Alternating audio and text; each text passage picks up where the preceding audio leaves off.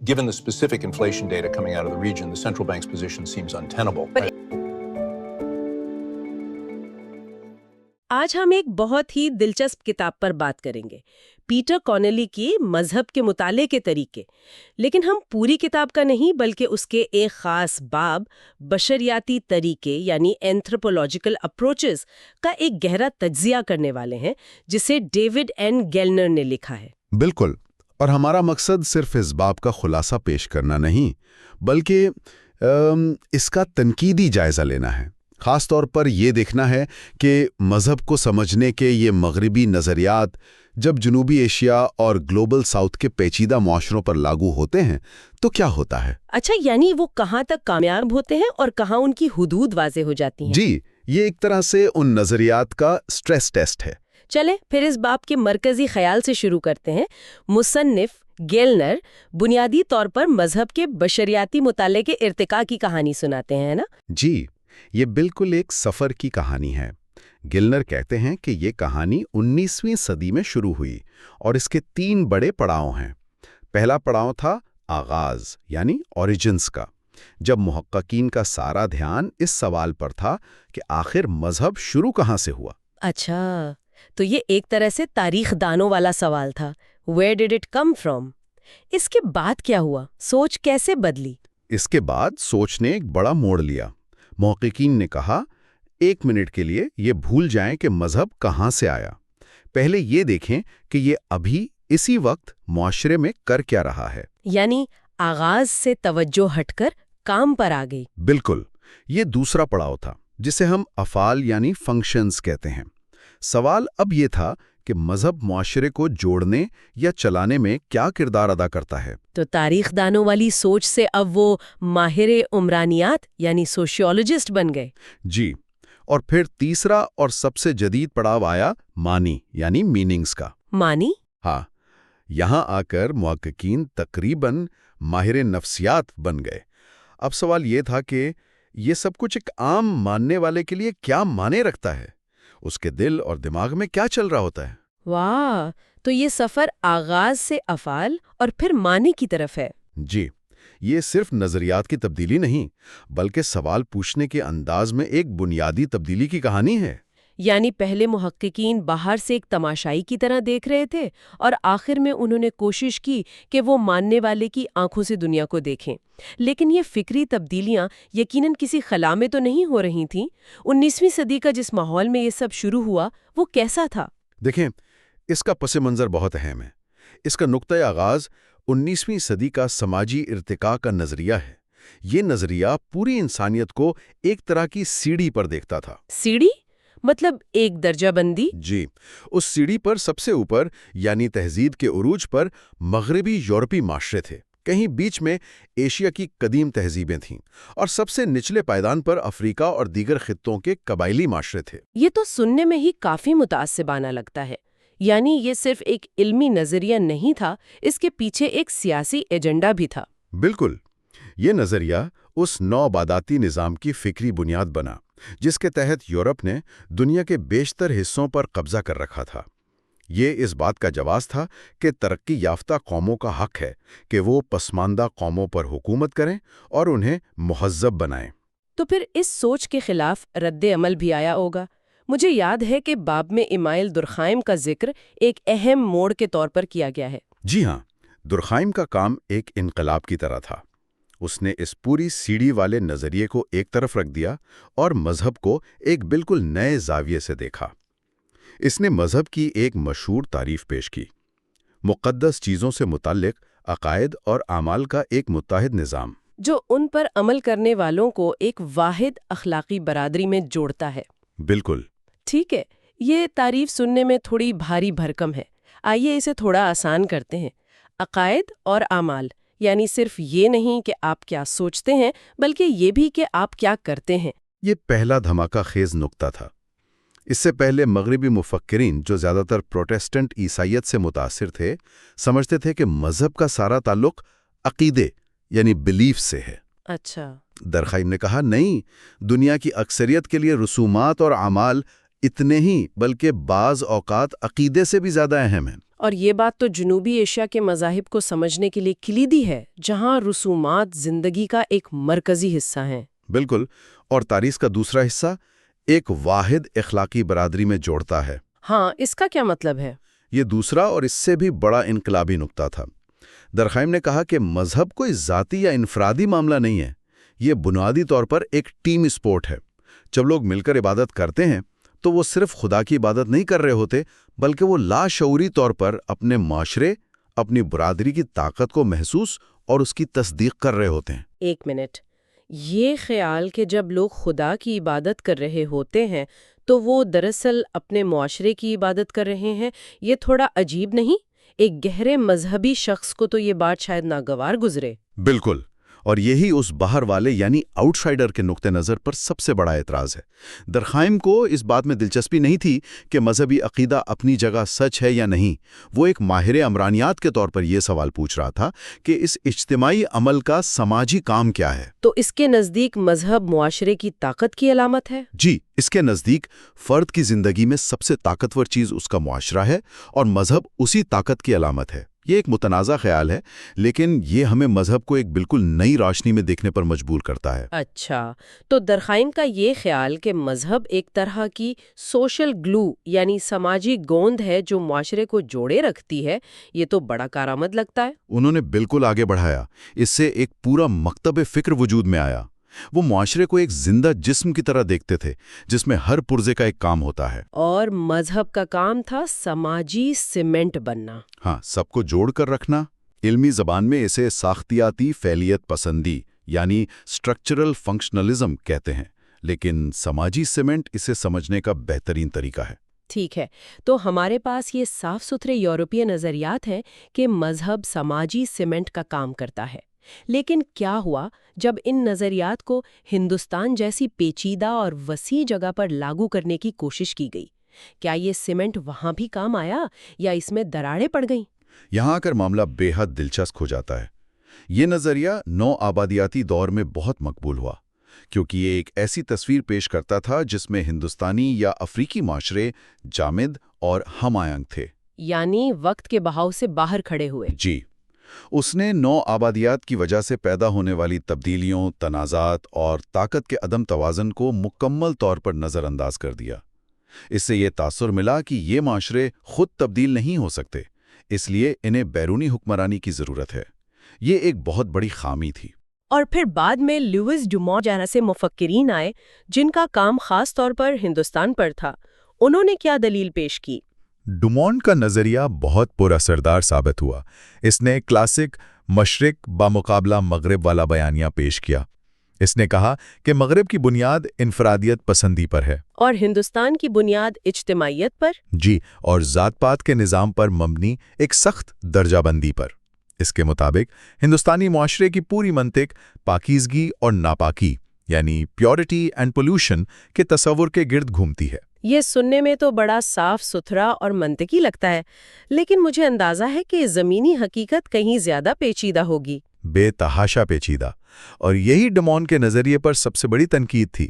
اس کا ماڈل بڑی حد تک قدیم مذہبی کتابوں اور برہمنی نقطہ نظر پر مبنی تھا۔ یعنی آپ معاشرے کے صرف ایک سب سے مراد یافتہ طبقے کی آنکھ سے پوری تہذیب کو سمجھنے کی کوشش کر رہے ہیں۔ بالکل، اس نے تاریخ، سیاست اور سب سے بڑھ کر نچلی ذاتوں، عورتوں اور دیگر پسماندہ گروہوں کے تجربات کو کہانی سے ہی غائب کر دیا۔ تو اس نے کس کی آوازوں کو نظر انداز کیا؟ کون سے گروہ تھے جن کی حقیقت اس خوبصورت ماڈل میں فٹ نہیں ہو رہی تھی؟ یہ سوال ہمیں باپ کے ایک اور بہت ہی طاقتور تصور کی طرف لے جاتا ہے، خاموش گروہ یا میوٹڈ گروپس کا نظریہ۔ اچھا، ماہر بشریات ایڈون آرڈنر نے یہ خیال پیش کیا کہ ہر معاشرے میں کچھ گروہ ہوتے ہیں، خاص طور پر خواتین، جن کے خیالات اور تجربات کو براہ راست بیان نہیں کیا جاتا۔ ان کی آواز غالب یعنی مردانہ بیانے کے فلٹر سے گزر کر ہم تک پہنچتی ہے۔ بالکل، وہ بول تو رہی ہیں لیکن ان کی زبان اور اصطلاحات مردانہ دنیا کی ہیں، جس کی وجہ سے ان کا اصل مطلب کہیں کھو جاتا ہے۔ کیا باپ میں اس کی کوئی مثال دی گئی ہے؟ جی، باب میں لن بینٹ کی نیپال میں اعلیٰ ذات کی ہندو خواتین پر کی گئی تحقیق کا حوالہ دیا گیا ہے جو اس نقطے کو بہترین طریقے سے واضح کرتی ہے۔ بینٹ نے دکھایا کہ یہ خواتین بھی انہی مذہبی تصورات جیسے پاکیزگی، خاندان اور کائنات کا استعمال کرتی تھی جو مرد کرتے تھے، لیکن ان کے لیے ان کے معنی بالکل مختلف تھے۔ دلچسپ، مثلاً کیسے؟ مثال کے طور پر مردوں کے لیے جو چیزیں خاندانی نسل کو آگے بڑھانے کی طاقت و فخر کی علامت تھیں، وہی چیزیں عورتوں کے لیے ذاتی قربانی، ضبط اور تکالیف کی علامت بن سکتی تھیں۔ بالکل، وہ ایک ہی ثقافتی زبان بول رہی تھیں لیکن ایک بالکل مختلف لہجے میں۔ یہ وہ پیچیدگی ہے جسے ڈومونٹ جیسا کوئی بھی سادہ ساختیاتی نظریہ سمجھنے سے قاصر ہے۔ یہ تنقیدی بشریات کی اصل طاقت ہے کہ وہ ان خاموش آوازوں کو سن سکے۔ جی ہاں، تو ٹھیک ہے، یہ ساری علمی بحثیں اپنی جگہ، لیکن اس کا عملی فائدہ کیا ہے؟ آج کے دور میں کوئی پالیسی بنانے والا یا تجزیہ نگار ان پرانے نظریات سے کیا سیکھ سکتا ہے؟ دیکھیں، یہ صرف علمی بحثیں نہیں ہیں، ان کے ٹھوس عملی نتائج ہیں۔ مثال کے طور پر گلوبل ساؤتھ میں ایک پالیسی ساز کو یہ سمجھنا بہت ضروری ہے۔ ذرا درخائم کے اسی بنیادی نقطے کو ہی دوبارہ دیکھیں۔ اگر آپ یہ تسلیم کرتے ہیں کہ مذہب صرف عقیدہ نہیں بلکہ اعمال اور سماجی برادری کا نام ہے، تو آپ کی پالیسیوں کا رخ بدل جائے گا۔ آپ سماجی ہم آہنگی کے منصوبے بناتے وقت صرف مذہبی رہنماؤں سے بات نہیں کریں گے، بلکہ عام لوگوں کی روزمرہ کی رسومات، تہواروں اور میل جول کو سمجھنے کی کوشش کریں گے۔ اور یہ نظریات ہمیں ترقیاتی منصوبوں پر تنقیدی نظر ڈالنے کا ایک فریم ورک بھی دیتے ہیں۔ یقیناً فرض کریں آپ کسی گاؤں میں صحت کا کوئی منصوبہ شروع کر رہے ہیں۔ اگر آپ صرف گاؤں کے مردوں اور بزرگوں سے بات کریں گے جو ڈومونٹ کے ماڈل میں طاقتور ہیں، تو شاید آپ خواتین کے ان غیر رسمی نیٹ ورکس کو مکمل طور پر نظر انداز کر دیں جو اصل میں صحت کی دیکھ بھال کا نظام چلا رہے ہیں، جیسا کہ لن بینٹ کی تحقیق سے ظاہر ہوتا ہے۔ تو یہ نظریات ہمیں سکھاتے ہیں کہ زمین پر طاقت کی حرکیات کو سمجھے بغیر بنائی گئی پالیسیاں اکثر ناکام کیوں ہوتی ہیں۔ جی، یہ ہمیں سوال پوچھنے پر مجبور کرتے ہیں، ہماری پالیسی نادانستہ طور پر کس کو مضبوط اور کس کو کمزور کر رہی ہے؟ آخر میں اس باب اور مجموعی طور پر اس کتاب کی علمی دنیا میں کیا حیثیت ہے؟ یہ قاری کو کیا پیغام دیتی ہے؟ یہ کتاب مجموعی طور پر منہجیاتی تشکیک یعنی میتھڈولوجیکل ایگنوسٹسزم کی وکالت کرتی ہے۔ اس کا مطلب یہ ہے کہ محقق کا کام یہ فیصلہ کرنا نہیں ہے کہ کوئی مذہب سچا ہے یا جھوٹا۔ بالکل، اس کا کام ریفری بننا نہیں بلکہ ایک کھیل کے تجزیہ کار کی طرح یہ سمجھنا ہے کہ یہ کھیل کیسے کھیلا جا رہا ہے، اس کے اصول کیا ہیں اور یہ کھلاڑیوں کے لیے کیا معنی رکھتا ہے۔ تو یہ کتاب قاری کو مختلف نظریات کا ایک ٹول کٹ فراہم کرتی ہے۔ جی، تاکہ وہ مذہب کو مختلف زاویوں سے پرکھ سکے، بجائے اس کے کہ کسی ایک نظریے کو حتمی سچائی مان لے۔ اور جاتے جاتے اپنے سامعین کے لیے ایک آخری سوچ چھوڑ جاتے ہیں۔ بشریات کا شعبہ خود اپنے نو آبادیاتی ماضی کے اثرات سے نکلنے کی کوشش کر رہا ہے۔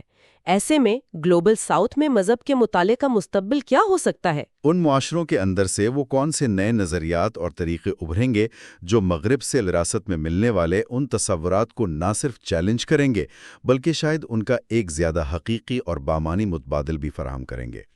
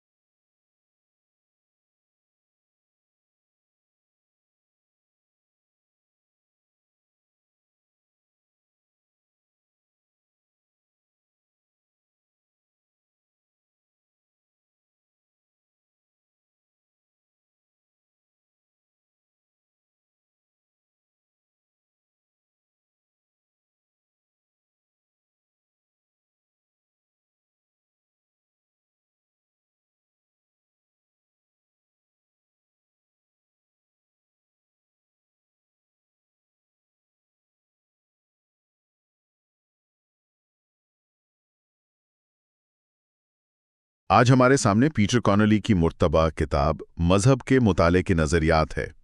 ہم خاص طور پر اس کے دوسرے باب پر بات کریں گے، جسے سو مورگن نے لکھا ہے، نسائی نظریات کے عنوان سے۔ جی، ہمارا مقصد صرف اس کا ایک خلاصہ پیش کرنا نہیں، بلکہ اس کے پیچھے جو فکری دلائل ہیں ان کی گہرائی میں جانا ہے، اور خاص طور پہ یہ سمجھنا کہ یہ نظریات جنوبی ایشیا اور گلوبل ساؤتھ کے لیے کیا معنی رکھتے ہیں۔ بالکل، کیونکہ یہ باب دراصل صرف مذہب کے مطالعے میں خواتین کو شامل کرنے کی بات نہیں کرتا۔ اس سے کہیں زیادہ ہے۔ جی، یہ اس سے بہت آگے کی بات ہے۔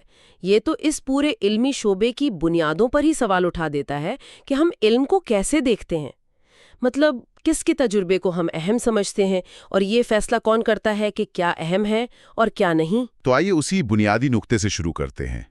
اگر آپ کو اس باب کا مرکزی خیال، اس کا کور تھیسس، ایک یا دو جملوں میں بیان کرنا ہو تو وہ کیا ہوگا؟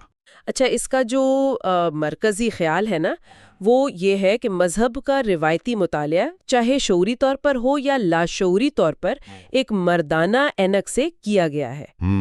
یہ ایک ایسے پدرسری یعنی پیٹریارکل ڈھانچے پر کھڑا ہے جو مرد کے تجربے کو، اور خاص طور پر سفید فام مغربی مرد کے تجربے کو ایک آفاقی سچائی مان کر پیش کرتا رہا ہے۔ تو نسائی نظریہ اس اینک کو اتار کر ایک نئی، زیادہ جامع تصویر دکھانے کی کوشش کرتا ہے۔ یہاں یہ پدرسری کا لفظ بہت اہم ہے۔ جب ہم علمی میدان میں اس کا استعمال کرتے ہیں تو کیا ہمارا مطلب صرف یہ ہے کہ زیادہ تر محقق مرد تھے، یا اس کا مطلب اس سے بھی گہرا ہے؟ نہیں، یہ اس سے بہت گہرا ہے۔ بات صرف محققین کی جنس کی نہیں ہے، بات اس پورے فکری فریم ورک کی ہے جس کے اندر تحقیق کی جاتی ہے۔ مثال کے طور پر روایتی طور پر مذہبی مطالعے میں کن چیزوں کو اہمیت دی جاتی تھی؟ مقدس متون، بڑے مذہبی ادارے، عوامی شخصیات۔ بالکل، مقدس متون، ادارے، عوامی مذہبی شخصیات، یہ وہ تمام شعبے ہیں جن پر تاریخی طور پر مردوں کا غلبہ رہا ہے۔ اور خواتین کی مذہبی زندگی جو شاید گھر کے اندر ہوتی تھی یا مقامی روایات میں نظر آتی تھی، اسے کم اہم سمجھ کر نظر انداز کر دیا گیا۔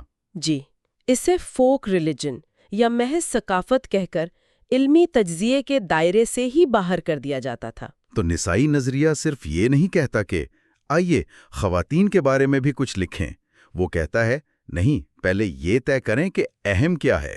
اور یہ تعریف خود کس طرح طاقت کے ڈھانچے کی عکاسی کرتی ہے؟ بالکل، یہ تو پورے کھیل کے اصولوں کو چیلنج کرنے کے مترادف ہے۔ یہ تو ایک انقلابی دعویٰ ہے نا؟ یعنی یہ صرف نصاب میں ایک نیا باب شامل کرنے کی بات نہیں، یہ تو پوری کتاب کو دوبارہ لکھنے کا مطالبہ ہے۔ اچھا، یہ سوچ، یہ تنقید پیدا کہاں سے ہوئی؟ ظاہر ہے یہ خلا میں تو پیدا نہیں ہوئی ہوگی۔ نہیں، بالکل نہیں۔ دیکھیں، اس کی جڑیں خود نسائی تحریک کے اندر کی ایک بہت اہم اور آپ کہہ لیں خود تنقیدی بحث میں ہیں۔ ابتدائی طور پر تحریک کا زور ایک متحدہ عورت کی شناخت اور بہناپے یعنی سسٹرہڈ پر تھا۔ خیال یہ تھا کہ دنیا بھر کی خواتین کے تجربات میں کچھ بنیادی باتیں مشترک ہیں۔ ایک طرح کا عالمی اتحاد کا تصور۔ جی، لیکن بہت جلد، خاص طور پر 70 اور 80 کی دہائیوں میں، اس تصور پر تحریک کے اندر سے ہی شدید تنقید شروع ہوئی۔ افریقی امریکی، لاطینی امریکی اور دیگر رنگت کی حامل خواتین نے آواز اٹھائی۔ ان کا کہنا تھا کہ یہ جس عالمگیر عورت کی بات ہو رہی ہے وہ دراصل سفید فام متوسط طبقے کی مغربی عورت ہے، اور اس کا تجربہ باقی دنیا کی کروڑوں خواتین کے تجربات کی نمائندگی نہیں کرتا، جن کی زندگیوں کو نسل، طبقے اور نو آبادیاتی تاریخ جیسے عوامل نے بالکل مختلف طریقوں سے تشکیل دیا ہے۔ بالکل یہی نکتہ تھا۔ ان کا کہنا تھا کہ ایک سیاہ فام امریکی عورت کا تجربہ، جسے نسل پرستی اور صنفی امتیاز دونوں کا سامنا ہے، ایک سفید فام عورت کے تجربے سے بنیادی طور پر مختلف ہے۔ اسی طرح جنوبی ایشیا میں ایک غریب کسان عورت کے مسائل اور ترجیحات یورپ کی ایک یونیورسٹی پروفیسر سے بہت الگ ہوں گے۔ اس تنقید میں نسل مرکزیت یعنی ایتھنو سینٹرزم اور سامراجیت کے الزامات بھی لگائے گئے کہ مغربی نسائیت چاہے کتنی ہی نیک نیتی سے کیوں نہ ہو، اپنے نظریات باقی دنیا پر مسلط کر رہی ہے۔ مجھے یہاں کتاب میں دیا گیا آڈرے لارڈ کا وہ مشہور قول یاد آ رہا ہے، بہناپے سے پرے بھی نسل پرستی موجود ہے۔ یہ ایک بہت طاقتور جملہ ہے جو اس پوری اندرونی کشمکش کو چند الفاظوں میں بیان کر دیتا ہے۔ یہ تو تحریک کے لیے ایک بڑا بحران رہا ہوگا۔ ایماندار، خود تنقیدی اور حقیقی معنوں میں عالمی بنایا۔ اس نے اس بات کو یقینی بنایا کہ یہ نظریہ کسی ایک گروہ کی ملکیت بن کر نہ رہ جائے، بلکہ یہ تسلیم کرے کہ خواتین کے تجربات متنوع ہیں اور بعض اوقات متصادم بھی ہو سکتے ہیں۔ اور دراصل اسی خود تنقیدی عمل کی وجہ سے آج ہم اسے گلوبل ساؤتھ جیسے متنوع خطے پر لاگو کرنے کے بارے میں سوچ بھی سکتے ہیں۔ اور یہی وہ نقطہ ہے جہاں یہ بحث ہمارے لیے یعنی جنوبی ایشیا کے تناظر میں سب سے زیادہ دلچسپ ہو جاتی ہے۔ جب یہ نظریہ اتنا متنوع اور خود تنقیدی ہو گیا تو اس نے جنوبی ایشیا جیسے خطے کے مسائل کو سمجھنے کے لیے ہمیں کون سے نئے فکری اوزار فراہم کیے؟ اچھا، اس کا سب سے ٹھوس اور طاقتور اطلاق جو ہے وہ ہمیں ماحولیاتی نسائیت یعنی ایکو فیمنزم کے شعبے میں نظر آتا ہے، اور اس سلسلے میں بھارتی اسکالر اور ایکٹیوسٹ وندنا شیوا کا کام، جس کا حوالہ اس باب میں بھی ہے، ایک بہترین مثال ہے۔ وندنا شیوا کا نام تو ماحولیات اور ترقی کے متبادل ماڈلز پر تنقید کے حوالے سے بہت بڑا ہے۔ وہ اس نسائی نظریے سے کیسے جڑتی ہیں؟ شیوا ایک بہت گہرا تعلق قائم کرتی ہیں۔ وہ کہتی ہیں کہ پدرسری نظام جس منطق کے تحت خواتین کو کمتر اور قابل تسخیر سمجھتا ہے، بالکل اسی منطق کے تحت جدید صنعتی ترقی کا ماڈل فطرت کو بھی ایک بے جان وسیلہ سمجھتا ہے جس کا بے دریغ استحصال کیا جا سکتا ہے۔ ان کے نزدیک عورت کا استحصال اور فطرت کا استحصال ایک ہی سکے کے دو رخ ہیں۔ یہ ایک بہت دلچسپ نقطہ ہے، یعنی یہ صرف دو الگ الگ مسائل نہیں ہیں بلکہ ان کے پیچھے جو سوچ کام کر رہی ہے وہ ایک ہی ہے، غلبے اور کنٹرول کی۔ جی۔ اور وہ اس سوچ کو براہ راست نوآبادیاتی تاریخ سے جوڑتی ہیں۔ ان کا استدلال یہ ہے کہ مغربی نوآبادیاتی طاقتوں نے نہ صرف زمینوں پر قبضہ کیا بلکہ مقامی علم، زراعت کے پائیدار طریقوں کو بھی تباہ کر دیا۔ جی بالکل تباہ کر دیا، اور فطرت کے ساتھ جو ایک ہم آہنگی پر مبنی طرز زندگی تھا اس کو بھی ختم کیا۔ اس کی جگہ انہوں نے ایک ایسا ترقی کا ماڈل مسلط کیا جو صرف منافع اور وسائل نکالنے پر مبنی تھا، اور اس پورے عمل کا سب سے برا اثر ان کے مطابق 2/3 دنیا کی دیہی خواتین پر پڑا ہے۔ آپ نے یہ اصطلاح استعمال کی 2/3 دنیا، کتاب میں بھی اس پر بات کی گئی ہے۔ ہم عام طور پر تیسری دنیا یا گلوبل ساؤتھ سنتے ہیں، یہ فرق کیوں اہم ہے؟ یہ فرق بہت اہم ہے اور یہ زبان کی سیاست کو ظاہر کرتا ہے۔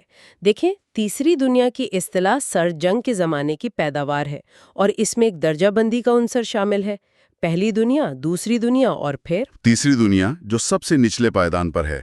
بالکل 2/3 دنیا اس درجہ بندی کو مسترد کرتی ہے۔ یہ ایک سیاسی بیان ہے۔ یہ کہنے کا ایک طریقہ ہے کہ ہم اقلیت نہیں بلکہ دنیا کی آبادی کی اکثریت ہیں۔ جی، یہ مرکز اور حاشیے کے تصور کو الٹ دیتا ہے۔ یہ کہتا ہے کہ دنیا کی اکثریت ان خطوں میں بستی ہے جنہیں ترقی یافتہ ممالک حاشیے پر سمجھتے ہیں۔ وندنا شیوا کا کام یہ دکھاتا ہے کہ جب جنگلات کاٹے جاتے ہیں یا بڑے ڈیم بنائے جاتے ہیں تو اس سے صرف ماحولیات کو نقصان نہیں پہنچتا، اس سے وہ دیہی خواتین سب سے زیادہ متاثر ہوتی ہیں جن کا روزگار، خوراک اور پانی سب کچھ براہ راست ان قدرتی وسائل سے جڑا ہوتا ہے۔ اور ان کا علم جو نسلوں سے چلا آ رہا ہوتا ہے وہ بیکار ہو جاتا ہے۔ جی، وہ بیکار ہو جاتا ہے۔ تو ماحولیاتی نسائیت اس مسئلے کو صرف ماحولیاتی یا معاشی مسئلے کے طور پر نہیں دیکھتی، بلکہ اسے صنفی انصاف، انسانی حقوق اور مابعد نوآبادیاتی جدوجہد کے ایک حصے کے طور پر دیکھتی ہے۔ یہی اس کا کلیدی نکتہ ہے۔ یہ ان تمام جدوجہدوں کو ایک دوسرے سے جوڑ دیتی ہے۔ اگر ہم اس پورے نظریاتی ڈھانچے کو دیکھیں تو ہر بڑے نظریے کے اندر کچھ فکری کشمکش ہوتی ہے، کچھ ایسی بحثیں ہوتی ہیں جو اسے آگے بڑھاتی ہیں۔ اس نسائی نظریے کے اندر وہ کون سی سب سے بڑی اور آپ کہہ لیں نتیجہ خیز بحث ہے؟ میرے خیال میں سب سے مرکزی کشمکش اسی تصور کے گرد گھومتی ہے جس پر ہم نے پہلے بات کی، یعنی اتحاد مقابلہ تنوع۔ مطلب کیا ایک متحدہ عالمی نسائی جدوجہد ممکن ہے، یا پھر نسل، طبقے، مذہب اور قومیت کی بنیاد پر خواتین کے تجربات اتنے مختلف ہیں کہ ایسی کوئی بھی متحدہ جدوجہد لامحالہ کسی ایک گروہ کے تجربے کو باقی سب پر مسلط کر دے گی۔ اور کچھ ناقدین یہ کہہ سکتے ہیں کہ اختلافات پر یہ مسلسل زور تحریک کو کمزور کرتا ہے، یہ اسے ایک متحد محاذ بنانے سے روکتا ہے۔ یہ ایک عام تنقید ہے، لیکن اس نظریے کے اندر سے جو جواب آتا ہے وہ یہ ہے کہ ایک ایسا اتحاد جو اختلافات کو نظر انداز کر کے قائم کیا جائے وہ ایک جھوٹا اور کھوکھلا اتحاد ہوگا، وہ پائیدار نہیں ہو سکتا۔ اس نظریے کی اصل طاقت اس کا کمزور ترین نقطہ نہیں بلکہ اس کی خود احتسابی کی صلاحیت ہے۔ یہ مسلسل اپنے آپ سے سوال کرتا ہے، کس کی آواز نہیں سنی جا رہی، کون اس گفتگو سے باہر رہ گیا ہے۔ تو یہ کشمکش کوئی کمزوری نہیں بلکہ ایک طرح کا اندرونی کوالٹی کنٹرول میکانزم ہے جو اسے مزید جامع اور ایماندار بناتا ہے۔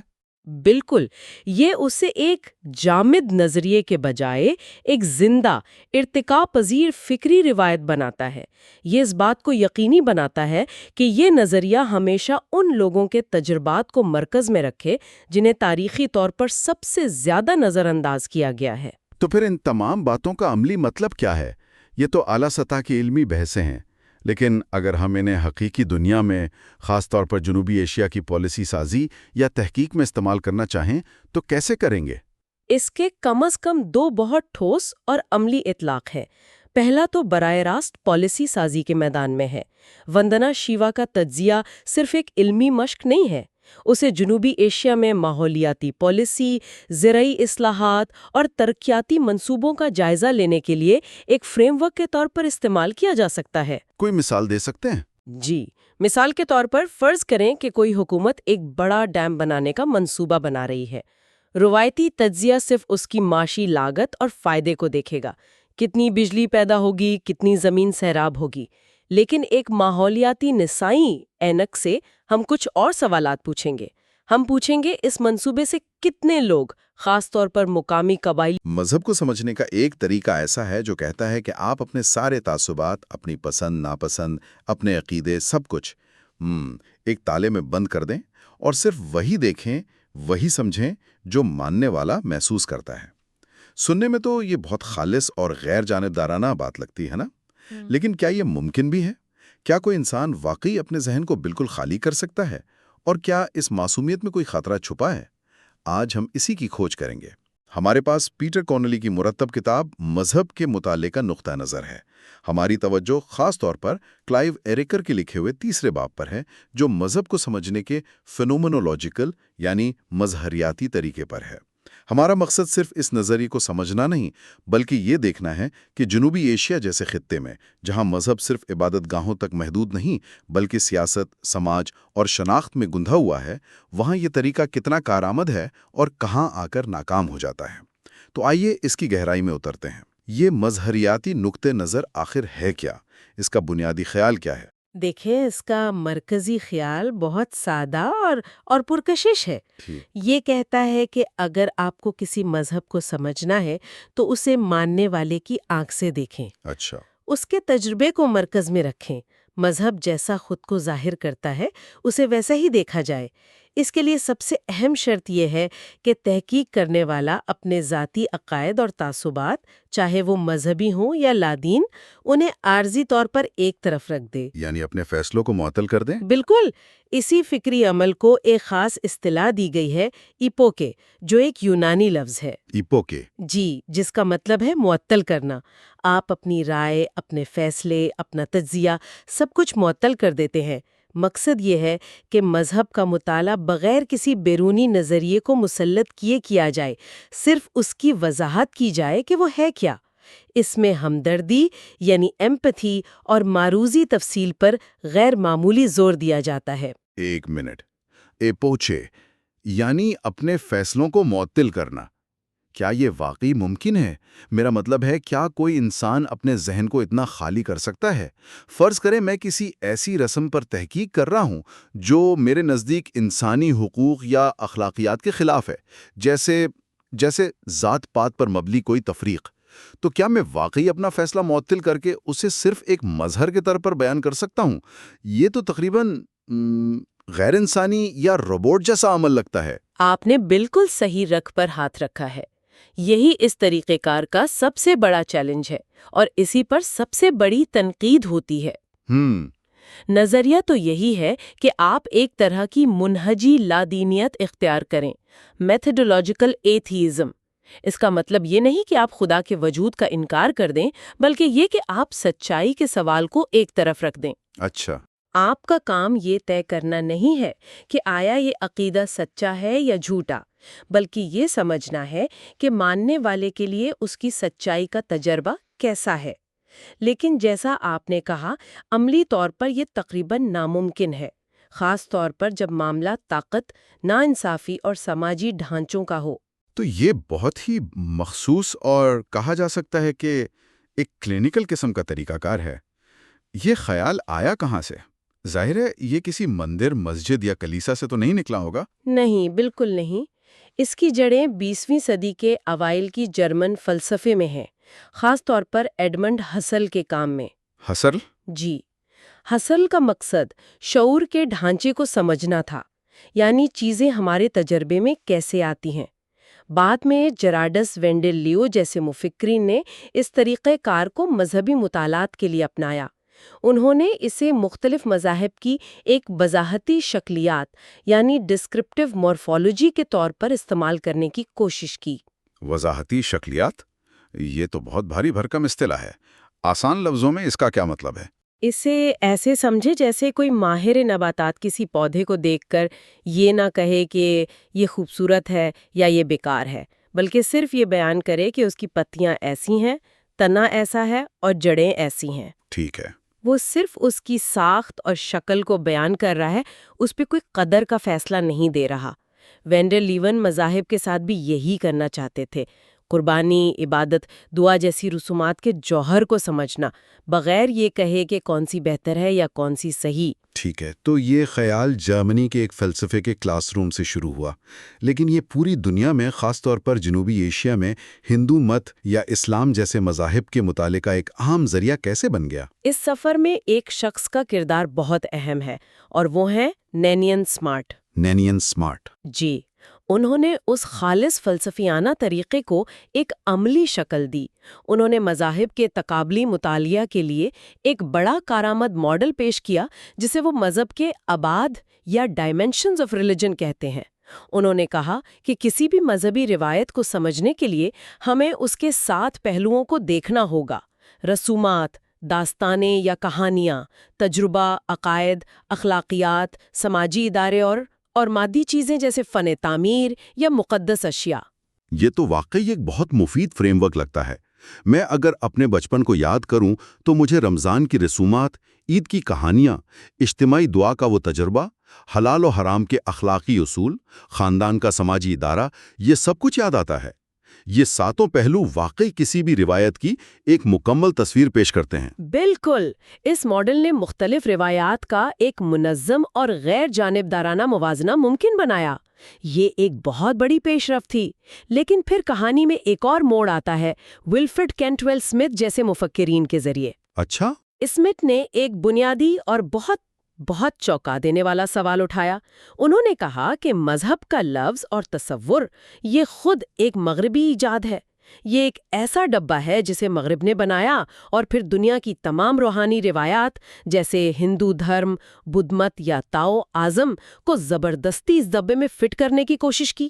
یعنی یہ تو وہی بات ہوئی کہ ہم چشمہ بھی آپ کا پہنیں اور پھر آپ کی ہی دنیا کو سمجھنے کی کوشش کریں۔ ظاہر تصویر تو ویسی ہی نظر آئے گی جیسی چشمے کا بنانے والا چاہتا تھا۔ یہ تو ایک بہت گہری تنقید ہے۔ یہ تو ایک طرح کی فکری استعماریت ہوئی، انٹلیکچوئل کولونیلزم۔ آپ نے بالکل درست اصطلاح استعمال کی۔ یہی اسمتھ اور دیگر مابعد نوآبادیاتی مفکرین کا مرکزی نقطہ ہے کہ یہ غیر جانبدار اور سائنسی طریقہ کار بھی اپنی تاریخ اور ثقافت کی پیداوار ہے، اور جب اسے غیر مغربی معاشروں پر لاگو کیا جاتا ہے تو یہ ان معاشروں کی حقیقت کو مسخ کر سکتا ہے۔ تو آئیے اسے ایک فکری استعماریت کے خیال کو آگے بڑھاتے ہیں۔ جب آپ اس نام نہاد غیر جانبدار طریقے کو جنوبی ایشیا جیسے خطے پر لاگو کرتے ہیں تو عملی طور پر ہوتا کیا ہے؟ اس کے حقیقی دنیا پر کیا اثرات مرتب ہوتے ہیں؟ یہاں آ کر اس طریقہ کار کی حدود بہت واضح ہو جاتی ہیں۔ گلوبل ساؤتھ، خاص طور پر جنوبی ایشیا میں، مذہب کوئی ایسی چیز نہیں جسے آپ اتوار کی صبح چرچ میں یا جمعے کو مسجد میں چھوڑ آئیں۔ یہ آپ کی شناخت، آپ کی سیاست، آپ کے سماجی رتبے، آپ کی معیشت، ہر چیز کا حصہ ہے۔ ایسے میں اپوکھیک کا اطلاق کیسے ہو سکتا ہے؟ کیا آپ واقعی ذات پات کے نظام کا مطالعہ کرتے ہوئے اس کی سچائی کو بریکٹ میں رکھ سکتے ہیں جبکہ لوگ اس کی وجہ سے حقیقی ظلم اور تفریق کا سامنا کر رہے ہوں؟ یہ تو ایک مزاخیز خیال بن جاتا ہے۔ جی یہ تو ایسا ہی ہے جیسے کوئی جلتے ہوئے گھر کے تجربے کو بیان کرنے کی کوشش کرے اور اس حقیقت کو نظر انداز کر دے کہ اندر لوگ جل رہے ہیں۔ بالکل یہی بات ہے، اور کتاب کے پہلے باب میں اس کی ایک بہترین مثال نیپال کی اعلیٰ ذات کی ہندو خواتین پر لن بینٹ کی تحقیق سے ملتی ہے۔ اچھا۔ بینٹ کی تحقیق سے ظاہر ہوتا ہے کہ کس طرح پاکیزگی اور ناپاکی کے مذہبی تصورات ان عورتوں کی پوری زندگی کی تشکیل کرتے ہیں۔ ایک بیٹی کے طور پر ان کے کیا حقوق ہیں، ایک بیوی کے طور پر ان کے کیا فرائض ہیں، ماہواری کے دنوں میں انہیں کس طرح الگ تھلگ کیا جاتا ہے، یہ سب مذہبی عقائد سے جڑا ہوا ہے۔ تو یہ صرف ایک اندرونی تجربہ نہیں ہے؟ نہیں، یہ ان کی مادی حقیقت ہے، یہ ان کے وسائل تک رسائی اور ان کی سماجی طاقت یا اس کی کمی کا تعین کرتا ہے۔ مظہریاتی نقطۂ نظر جو صرف عقیدے اور تجربے پر توجہ مرکوز کرتا ہے، اس پورے طاقت کے ڈھانچے کو سمجھنے سے قاصر رہ سکتا ہے۔ مطلب وہ اسے بیان تو کر دے گا؟ وہ اس تجربے کو بیان تو کر دے گا، لیکن اس کے پیچھے کارفرما سماجی اور سیاسی قوتوں کو نظر انداز کر دے گا۔ ٹھیک ہے، آپ نے جو تصویر کشی کی ہے وہ تو کافی سنگین ہے۔ ایسا لگتا ہے کہ یہ ایک نیک نیتی پر مبنی لیکن بہت سادہ لوح طریقہ ہے جو حقیقی دنیا کی پیچیدگیوں میں آ کر بکھر جاتا ہے۔ تو پھر سوال یہ پیدا ہوتا ہے کہ اس میں سے کچھ بچانے کے لائق ہے بھی یا نہیں؟ آخر یہ اتنا پربھاوشالی کیوں بنا؟ یہ بہت اہم سوال ہے۔ اس کی خامیوں کے باوجود یہ اپنے وقت کے لیے ایک انقلابی قدم تھا۔ اس کی سب سے بڑی خوبی یہ تھی کہ اس نے مذہبی مطالعات کو فرقہ وارانہ بحث اور میرا خدا تمہارے خدا سے بہتر ہے جیسے مناظر سے نکالا۔ صحیح۔ اس نے محققین کو مجبور کیا کہ وہ دوسروں کے عقائد کو سنجیدگی سے لیں، ان کا مذاق اڑانے یا انہیں مسترد کرنے کی بجائے انہیں ہمدردی سے سمجھنے کی کوشش کریں۔ تو اس نے کم از کم محققین کو یہ سکھایا کہ وہ دوسروں کی بات سنیں۔ یہ خود ایک بہت بڑا قدم تھا۔ ایک بہت بڑا قدم۔ اسی کی بنیاد پر نینین اسمارٹ نے مذہبی تکثیریت کا تصور پیش کیا، ریلیجس پلورلزم، جس کا مقصد یہ تھا کہ مختلف مذاہب ایک دوسرے سے سیکھ سکتے ہیں اور ایک دوسرے کی فکر کو مزید زرخیز بنا سکتے ہیں۔ یہ ایک بہت مثبت آئیڈیل ہے۔ جی، ایک بہت مثبت اور طاقتور آئیڈیل ہے، لیکن جیسا کہ ہم نے بات کی، اس کی خامیاں بھی اتنی ہی گہری ہیں۔ اور وہ خامیاں خاص طور پر گلوبل ساؤتھ کے نقطہ نظر سے کیا ہیں؟ اس کی سب سے بڑی خامی جس کی طرف ڈونلڈ ویبے جیسے ناقدین نے اشارہ کیا ہے، اس کا نسبیتیت یعنی ریلیٹیوزم کی طرف جھکاؤ ہے۔ یعنی یہ طریقہ کار مختلف سچائیوں کو صرف بیان کرنے پر اکتفا کرتا ہے، لیکن ان کی قدر یا ان کے سماجی اثرات پر کوئی فیصلہ نہیں دیتا۔ آپ ایک صوفی کے روحانی تجربے کو بھی اسی غیر جانبدارانہ انداز میں بیان کریں گے اور ایک شدت پسند کے نفرت انگیز نظریات کو بھی۔ صحیح۔ گلوبل ساؤتھ کے نقطہ نظر سے سب سے بڑا خطرہ یہ ہے کہ یہ طریقہ کار مذہب کی ایک آئیڈیلائزڈ غیر سیاسی تصویر پیش کرتا ہے۔ اس میں اس حقیقت کو نظر انداز کیا جاتا ہے کہ مذہب کو طاقت کے جواز کے لیے کیسے استعمال کیا جاتا ہے یا پھر ظلم کے خلاف مزاحمت کے لیے ایک آلے کے طور پر کیسے بروئے کار لایا جاتا ہے۔ تو یہ مذہب کو اس کے سماجی اور سیاسی سیاق و سباق سے الگ کر دیتا ہے؟ بالکل، جو کہ ایک بہت بڑی اور خطرناک غلطی ہے۔ تو اس ساری بحث کے بعد ہم کہاں کھڑے ہیں؟ اگر اسلام آباد میں کوئی پالیسی بنانے والا یا دہلی میں کوئی محقق بڑھتی ہوئی مذہبی کشیدگی کو سمجھنے کی کوشش کر رہا ہے، تو کیا یہ مذہبیاتی طریقہ کار اس کے لیے بالکل بیکار ہے؟ کیا اسے یہ ٹول کٹ پھینک دینی چاہیے؟ نہیں، بالکل نہیں۔ آپ کو اسے پھینکنے کی ضرورت نہیں، بس اسے سمجھداری سے استعمال کرنے کی ضرورت ہے۔ یہ ایک آلہ ہے، پورا ٹول باکس نہیں۔ اچھا۔ اعلیٰ سطحی پالیسی پیپرز اور تجزیاتی مضامین کے لیے اس کی آج بھی بہت اہمیت ہے۔ اگر ایک تجزیہ کار اس نقطۂ نظر کو تنقیدی طور پر اپنائے تو یہ مذہبی گروہوں کے محرکات کو دقیانوسی تصورات کے بغیر سمجھنے میں مدد دے سکتا ہے۔ یہ سمجھنے کے لیے کہ ایک خاص مذہبی گروہ بعض سیاسی معاملات پر ایک خاص موقف کیوں رکھتا ہے، ان کے عقائد اور عالمی نقطہ نظر کو ہمدردی سے سمجھنا پہلا قدم ہے۔ یعنی آپ پہلے یہ سمجھیں کہ وہ دنیا کو دیکھتے کیسے ہیں، اس کے بعد آپ تجزیہ کریں کہ اس دیکھنے کے نتائج کیا ہیں۔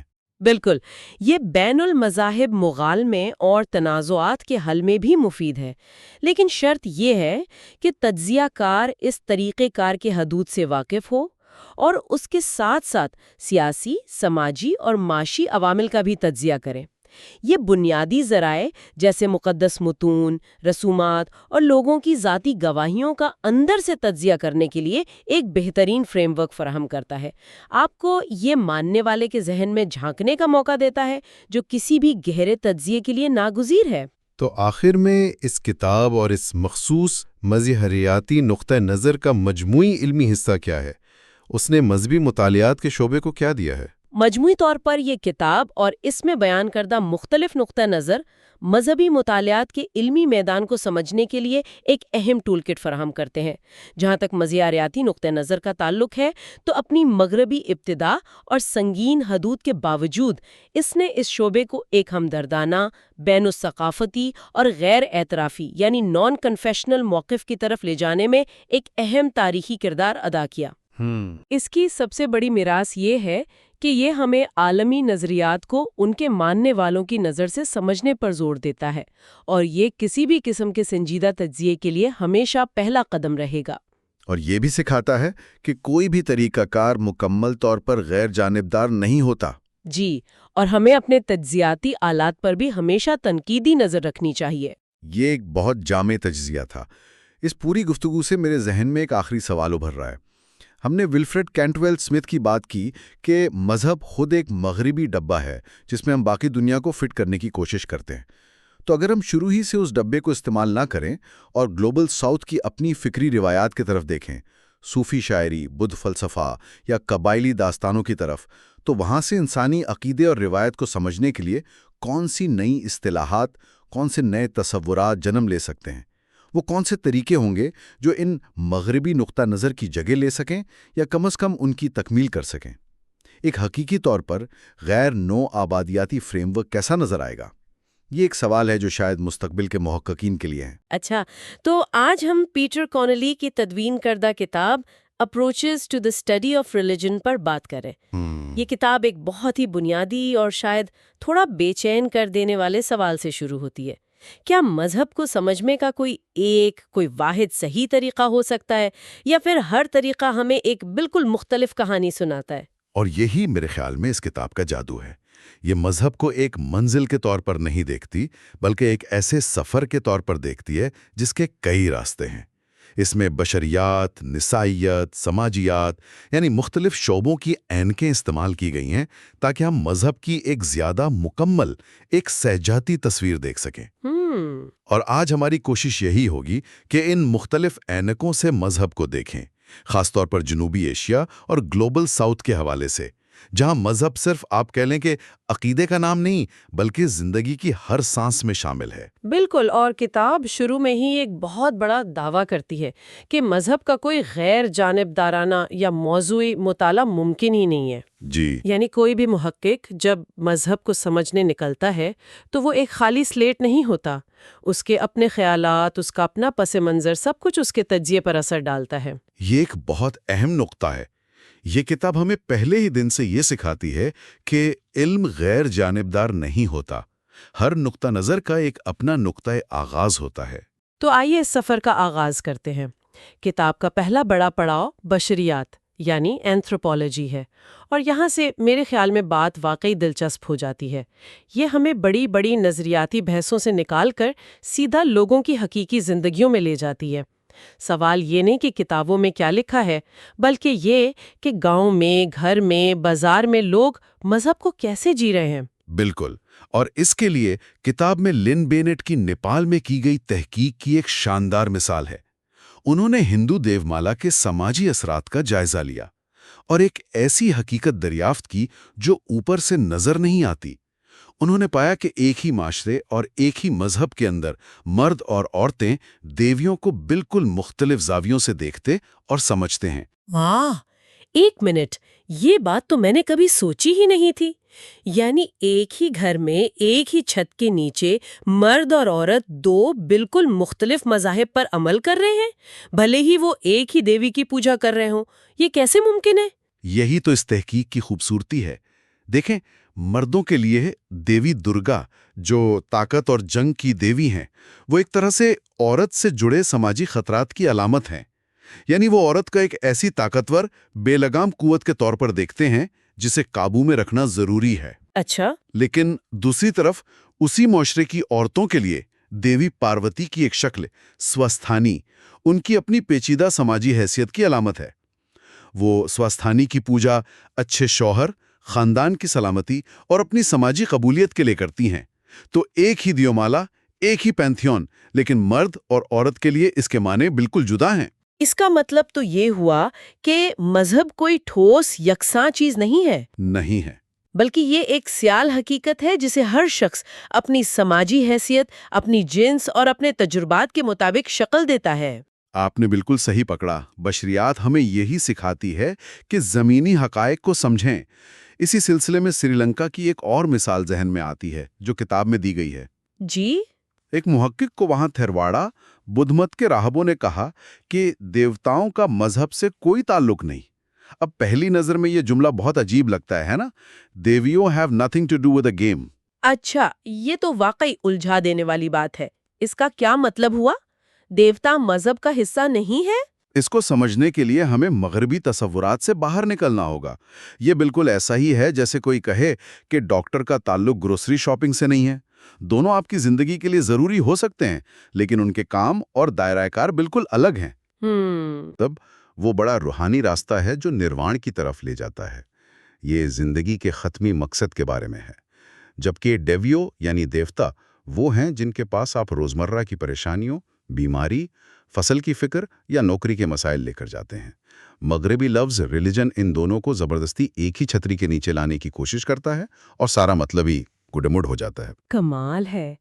यानी किसी सकाफत को समझने के लिए हमें उनके अल्फाज और उनके तसव्वुरात इस्तेमाल करने पड़ेंगे, ना कि अपने बनाए हुए खानों में उन्हें फिट करने की कोशिश करनी चाहिए। यही बशरियात का सबसे बड़ा सबक है। अच्छा, ये तो कमाल है कि किस तरह एक ही सकाफत के अंदर मजहब के मानी बदल जाते हैं। लेकिन किताब सिर्फ इन छोटे छोटे फर्कों की बात तो नहीं कर रही होगी ना? क्या ये उन बड़ी ताकतों की भी बात करती है जो पूरे इल्म के निज़ाम को कंट्रोल करती हैं, जैसे कि मर्दाना सोच या नौ आबादियाती जहनियत? आप बिल्कुल सही सिमत में आ रही हैं। किताब का अगला बड़ा कदम यही है। वो ताकत के उन पोशीदा ढांचों को बेनकाब करती है। और इसकी सबसे ताकतवर मिसाल है निसाई नुक्ता नज़र, यानी फेमिनिस्ट अप्रोच।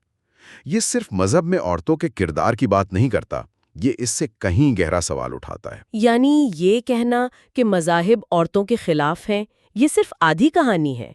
असल मसला ये है कि मजहब को समझने का हमारा पूरा तरीका ही मर्दाना ऐनक से बना है।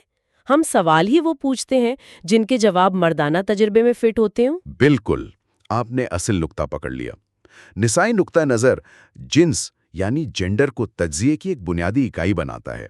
ये कहता है कि तारीख, इल्म और मजहब की तशरीह सब कुछ मर्दाना नुक्ता नज़र से लिखा गया है, जिसमें औरत का तजुर्बा या तो गायब है या उसे कमतर दिखाया गया है। इसी ज़िम्न में इको फेमिनिज्म का तसव्वुर बहुत दिलचस्प है, जो किताब में ज़ेरे बहस आया है। ये नज़रिया कहता है कि औरतों पर जब्र और फितरत के इस्तेहसाल के दरमियान एक गहरा साख्ती ताल्लुक है। दोनों को एक बेजान वसीला समझा जाता है जिसे मर्दाना ताकत अपने मकासद के लिए इस्तेमाल करती है। और क्या इसकी कोई मिसाल ग्लोबल साउथ से भी दी गई है? जी हाँ, और ये बहुत अहम है। किताब में हिंदुस्तानी मुफक्किर वंदना शिवा के काम का हवाला दिया गया। उन्होंने दिखाया कि किस तरह तरक्की के मगरबी मॉडल्स ने, जो ज़ाहिरन गैर जानिबदार लगते हैं, हिंदुस्तान में मकामी औरतों और माहौलियात दोनों को तबाह किया। जब जंगलात काटे गए या बड़े डैम बनाए गए तो सबसे ज़्यादा नुकसान उन औरतों का हुआ जिनका रोजगार और जिंदगी का पूरा निज़ाम इसी फितरत से जुड़ा हुआ था। ये ग्लोबल साउथ से उठने वाली एक ऐसी आवाज़ है जो ताकत के उन आलमी ढांचों को चैलेंज करती है। ताकत के ढांचों की बात चल रही है तो मुझे फौरन एडवर्ड सईद का नज़रिया ओरिएंटलिज्म याद आ रहा है। क्या किताब इसका भी जिक्र करती है? क्योंकि ये भी तो इल्म और ताकत के रिश्ते की ही कहानी है। ये एक बहुत ही अहम ताल्लुक है जो आपने जोड़ा है। किताब ओरिएंटलिज्म को भी इसी तनकीदी फ्रेमवर्क में शामिल करती है।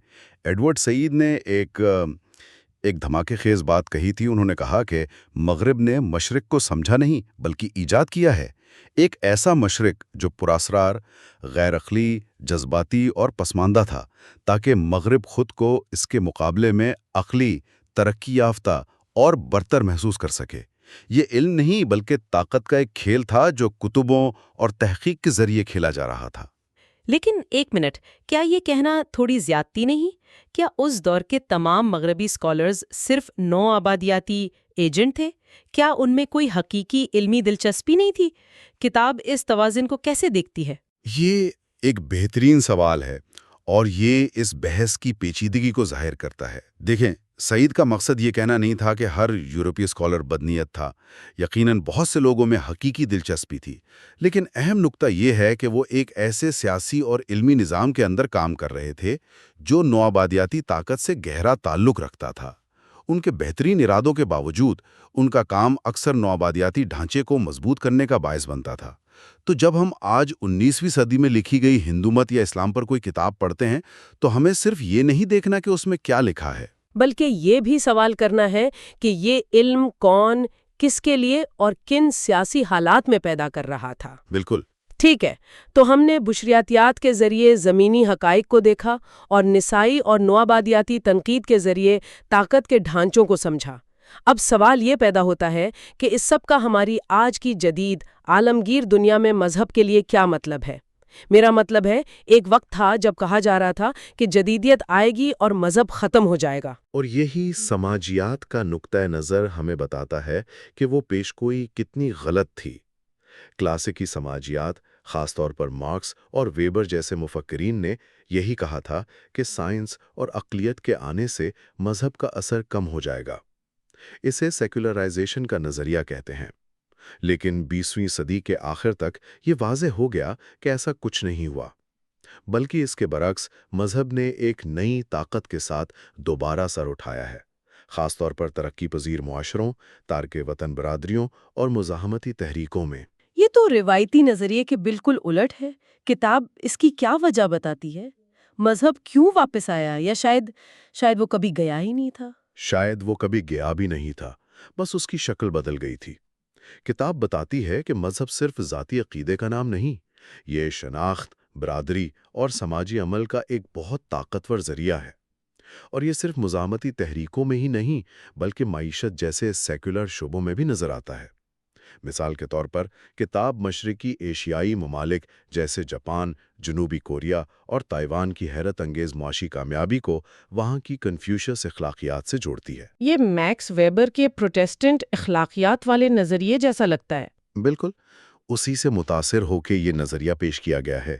اس کے مطابق محنت، خاندانی ذمہ داری، تعلیم کا احترام اور اجتماعی بھلائی پر زور دینے والی کنفیوشس کی اقدار نے ان معاشروں میں سرمایہ دارانہ ترقی کے لیے ایک مضبوط ثقافتی بنیاد فراہم کی۔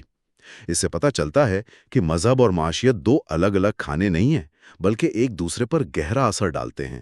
یہ واقعی ایک وسیع تناظر ہے۔ کتاب کا آخری حصہ الہیات یعنی تھیولوجی پر ہے، اور اس میں ایک عالمی الہیات یا گلوبل تھیولوجی کی ضرورت پر زور دیا گیا ہے۔ یہ تو ایک بہت بڑا اور شاید ناممکن سا دعویٰ لگتا ہے نا؟ پہلی نظر میں یہ واقعی ایک بہت بڑا دعویٰ لگتا ہے، لیکن اس کا خیال بہت عملی ہے۔ اس کا مرکزی نقطہ یہ ہے کہ آج ہم ایک ایسی دنیا میں رہتے ہیں جہاں ہمارے مسائل بھی عالمی نوعیت کے ہیں۔ ماحولیاتی بحران، غربت، جوہری ہتھیاروں کا خطرہ، یہ کسی ایک ملک یا ایک مذہب کے مسائل نہیں ہیں، یہ پوری انسانیت کے مشترکہ مسائل ہیں۔ اور ظاہر ہے کہ کوئی ایک مذہبی روایت ان تمام عالمی مسائل کا جواب نہیں دے سکتی۔ بالکل۔ تو پھر حل کیا ہے؟ حل ایک عالمی اخلاقیات یعنی گلوبل ایتھک کی تشکیل میں ہے۔ اس کا مطلب ہرگز یہ نہیں کہ ایک نیا عالمی مذہب بنایا جائے جو تمام پرانے مذاہب کی جگہ لے لے، اچھا، بلکہ اس کا مطلب یہ ہے کہ دنیا کے تمام بڑے مذاہب اور سیکولر نظریات اپنی اپنی روایات کے اندر سے وہ مشترکہ اور تکمیلی اقدار تلاش کریں جن کی بنیاد پر ان عالمی مسائل سے نمٹنے کے لیے ایک مشترکہ اخلاقی فریم ورک تیار کیا جا سکے۔ یہ بقائے باہمی اور مکالمے کا ایک منصوبہ ہے تاکہ انسانیت کو درپیش مشترکہ خطرات کا مل کر مقابلہ کیا جا سکے۔ تو اگر ہم اس سارے بحث کا خلاصہ کریں تو یہ کتاب مذہب کے مطالعے کے کسی ایک واحد اور حتمی نظریے کو مسترد کرتی ہے۔ اس کے بجائے یہ اسے ایک کثیر جہتی، تنقیدی اور عالمی شعور کے حامل منصوبے کے طور پر دوبارہ ہمارے سامنے رکھتی ہے۔ یہ ہمیں سکھاتی ہے کہ مذہب کو صحیح معنوں میں سمجھنے کے لیے ہمیں بے وقت ایک ماہر بشریات کی طرح زمین پر اترنا ہوگا، ایک نسائی مفکر کی طرح طاقت کے ڈھانچوں پر سوال اٹھانا ہوگا اور ایک سماجیات دان کی طرح عالمی تناظر کو دیکھنا ہوگا۔ آپ نے سے بہت خوبی سے سمیٹا ہے، اور یہاں سے حاصل ہونے والا سب سے اہم سبق شاید یہ ہے کہ ہم کسی چیز کا مطالعہ کیسے کرتے ہیں یہ اس بات کا تعین کرتا ہے کہ ہم کیا دیکھتے ہیں۔ ایک عملی نظام لگے گا، اور اگر آپ طاقت کے ڈھانچوں کا تجزیہ کریں گے تو یہ ایک سیاسی نظام لگے گا۔ یہ سب سچ ہیں، لیکن کوئی بھی اکیلے مکمل۔ آج ہم ایک بہت بڑے سوال سے نمٹ رہے ہیں، کیا ایمان اور مذہب، مطلب یہ جو پورا تجربہ ہے، کیا یہ کسی ماورائی حقیقت سے جڑا ہے، یا یہ سب کچھ بس ہمارے ذہن کے اندر کی کہانی ہے؟ اور یہ سوال صرف فلسفیانہ نہیں ہے، اس کے عملی اثرات بھی ہیں۔ بالکل۔ تو اسی لیے آج ہمارے سامنے پیٹر کونولی کی کتاب approaches to the study of religion ہے، اور ہم خاص طور پر اس کے باب نمبر 5 نفسیاتی نقطہ نظر پر بات کریں گے۔ جی، اور ہمارا مقصد صرف اس کا خلاصہ کرنا نہیں بلکہ اسے پرکھنا ہے، خاص طور پر جنوبی ایشیا کے تناظر میں۔ تو آئیے شروع کرتے ہیں۔ اس باب کی سب سے بنیادی بات کیا ہے؟ اس کا مرکزی دعویٰ کیا ہے؟ اچھا، اگر ایک جملے میں کہیں تو اس باب کا مرکزی مدعا یہ ہے کہ مذہب کا سرچشمہ باہر نہیں ہے۔ باہر نہیں، یعنی کسی خدا یا ماورائی طاقت میں نہیں؟ جی، بلکہ یہ سارا معاملہ اندر کا ہے، انسانی ذہن کی ساخت، اس کی ضروریات، اس کی کمزوریاں۔ یہ نقطہ نظر مذہب کو انسانی نفسیات کی پیداوار سمجھتا ہے، کسی آسمانی وحی کا نتیجہ نہیں۔ ایک منٹ، یہ تو بہت ہی بنیادیں ہلا دینے والی بات ہے۔ اربوں لوگوں کا ایمان، صدیاں تاریخ، اور نتیجہ یہ کہ یہ سب ہمارے دماغ کا ایک سائیکولوجیکل فنکشن ہے۔ جی، یہ دعویٰ بہت بڑا ہے۔ تو اس نتیجے تک پہنچنے کے لیے کتاب کون سے بڑے نفسیاتی نظریات کا سہارا لیتی ہے؟ دیکھیں، سب سے بڑا نام تو فرائڈ کا آتا ہے۔ ان کا تصور ہے خواہشات کی تکمیل کا، یعنی وش فلفلمنٹ۔ اچھا۔ فرائڈ کہتے ہیں کہ انسان کائنات میں خود کو بہت بے بس اور لاچار محسوس کرتا ہے، جیسے ایک بچہ ہوتا ہے؟ بالکل جیسے ایک بچہ تحفظ کے لیے اپنے طاقتور باپ کی طرف دیکھتا ہے۔ فرائڈ کے مطابق انسانیت نے بھی اپنی بے بسی سے نمٹنے کے لیے ایک آسمانی باپ کا تصور بنا لیا، یعنی خدا کا تصور۔ جی، خدا کا تصور، جو اسے کائنات میں تحفظ کا احساس دلاتا ہے۔ تو یہ ایک طرح کی ایک کاسمک سیکیورٹی بلینکٹ ہے، ایک کائناتی کمبل جو ہم نے خود کو اڑا دیا ہے۔ آپ اسے ایسا کہہ سکتے ہیں۔ یہ ایک بہت طاقتور خیال ہے۔ اور اس کے علاوہ کوئی اور بڑا نظریہ؟ جی، دوسرا بڑا نظریہ لیون فیسٹنگر کا علمی بے آہنگی یعنی کوگنیٹو ڈسوننس ہے۔ اچھا، کوگنیٹو ڈسوننس، یہ کیا ہے؟ یہ نظریہ کہتا ہے کہ انسان اپنے ذہن میں دو متضاد خیالات ایک ساتھ نہیں رکھ سکتا۔ مطلب اگر آپ کا عقیدہ کچھ کہے اور حقیقت کچھ اور دکھائے تو شدید ذہنی دباؤ پیدا ہوتا ہے۔ صحیح۔ اس دباؤ کو کم کرنے کے لیے مذہب ایک بہت مؤثر راستہ فراہم کرتا ہے۔ انسان یا تو حقیقت کو نظر انداز کر دیتا ہے یا پھر اپنے عقیدے کو اور بھی مضبوط کر لیتا ہے تاکہ ذہنی سکون ملے۔ یہ نظریات خاص طور پر فرائڈ کا، یہ ایک خلا میں تو پیدا نہیں ہوئے ہوں گے، ان کا کوئی تاریخی پس منظر بھی ہوگا؟ آپ نے بالکل صحیح نقطہ اٹھایا ہے۔ یہ سب روشن خیالی یعنی انلائٹنمنٹ کے بعد کی پیداوار ہیں۔ اچھا۔ 19ویں اور 20ویں صدی میں ایک بڑی فکری تحریک چلی تھی کہ علم کے ہر شعبے کو مذہب سے آزاد کر کے سیکولر بنایا جائے۔ اسی ماحول میں نفسیات ایک سائنس کے طور پر ابھری، جس کا مقصد انسانی رویے کی سائنسی وضاحت کرنا تھا؟ جی بالکل، وہ وضاحتیں پیش کرنا جو پہلے صرف فلسفے اور الہیات کا دائرہ تھیں۔ تو یہ علم کے میدان میں طاقت کی ایک بہت بڑی تبدیلی تھی۔ تو پھر یہ کتاب میں دیے گئے دوسرے طریقوں جیسے عمرانیات سے کیسے مختلف ہے؟ بہت مختلف ہے۔ دیکھیں، ایمائل ڈرکہیم جیسے ماہر عمرانیات مذہب کو ایک سماجی حقیقت کے طور پر دیکھتے ہیں، یعنی معاشرے کو جوڑنے والی کوئی چیز؟ جی، ان کے لیے مذہب ایک اجتماعی معاملہ ہے۔ لیکن نفسیاتی نقطہ نظر پورے معاشرے سے توجہ ہٹا کر ایک فرد واحد کے ذہن پر مرکوز کر دیتا ہے۔ یہ بہت ہی جدید اور مغربی تصور ہے۔ اور یہیں پر میرا سب سے بڑا سوال آتا ہے، فرائڈ کا پورا نظریہ باپ کی شبیہہ اور جوہری خاندان یعنی نیوکلیئر فیملی کے گرد گھومتا ہے۔ یہ تو ایک بہت ہی مخصوص مغربی خاندانی ڈھانچہ ہے۔ بالکل۔ تو یہ نظریہ جنوبی ایشیا کے مشترکہ خاندانی نظام پر یا یہاں کی گرو شیشیہ روایات پر کیسے لاگو ہو سکتا ہے؟ آپ نے اس نقطہ نظر کی سب سے بڑی اور شاید مہلک کمزوری پر انگلی رکھی ہے۔ کیا کتاب اس پر بات کرتی ہے؟ وہ اس کی طرف اشارہ کر کے دیکھیں، فرائڈ کا ایڈیپس کمپلیکس کہ بیٹے باپ کو قتل کرنا چاہتے ہیں، یہ سب ویانا کے اس وقت کے پدر شاہی معاشرے کی پیداوار ہے۔ صحیح۔ جب آپ اس ماڈل کو پاکستان کے کسی گاؤں پر لاگو کرتے ہیں جہاں خاندان کا تصور ہی الگ ہے، یا ان مذاہب پر جہاں دیویوں کی پوجا ہوتی ہے، تو فرائڈ کا جو آفاقی ہونے کا دعویٰ ہے نا، وہ بکھر جاتا ہے۔ تو یہ ایک طرح سے فکری دھنس نہیں ہے کہ ویانا میں بیٹھ کر ایک تھیوری بنائی اور کہا کہ یہ پوری انسانیت کی نفسیات ہیں؟ جی، اور یہی تو پوسٹ کالونیل تنقید کا مرکزی نقطہ ہے کہ مغربی علم اکثر خود کو غیر جانبدار اور آفاقی بنا کر پیش کرتا ہے، جبکہ وہ ہوتا نہیں ہے۔ اسی سے جڑا ایک اور سوال ذہنی صحت کا ہے۔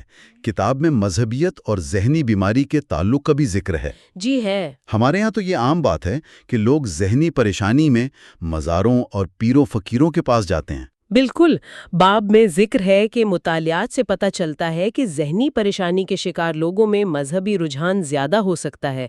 نفسیات اسے ایک دفاعی میکینزم یعنی کوپنگ میکینزم کے طور پر دیکھتی ہے، جو کہ ایک حد تک درست بھی لگتا ہے۔ جی درست ہے، خاص طور پر گلوبل ساؤتھ میں جہاں ریاست کی طرف سے ذہنی صحت کی سہولیات ہیں ہی نہیں، وہاں مذہبی ادارے ہی لوگوں کو جذباتی سہارا دیتے ہیں۔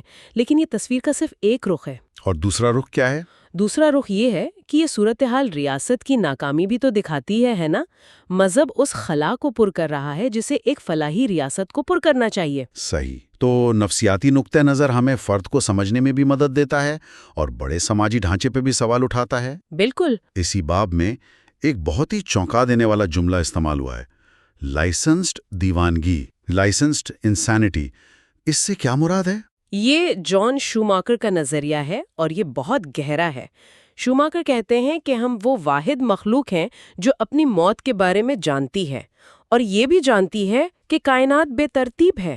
اور یہ علم خوف پیدا کرتا ہے، شدید وجودی خوف، ایگزسٹینشل انگزائٹی۔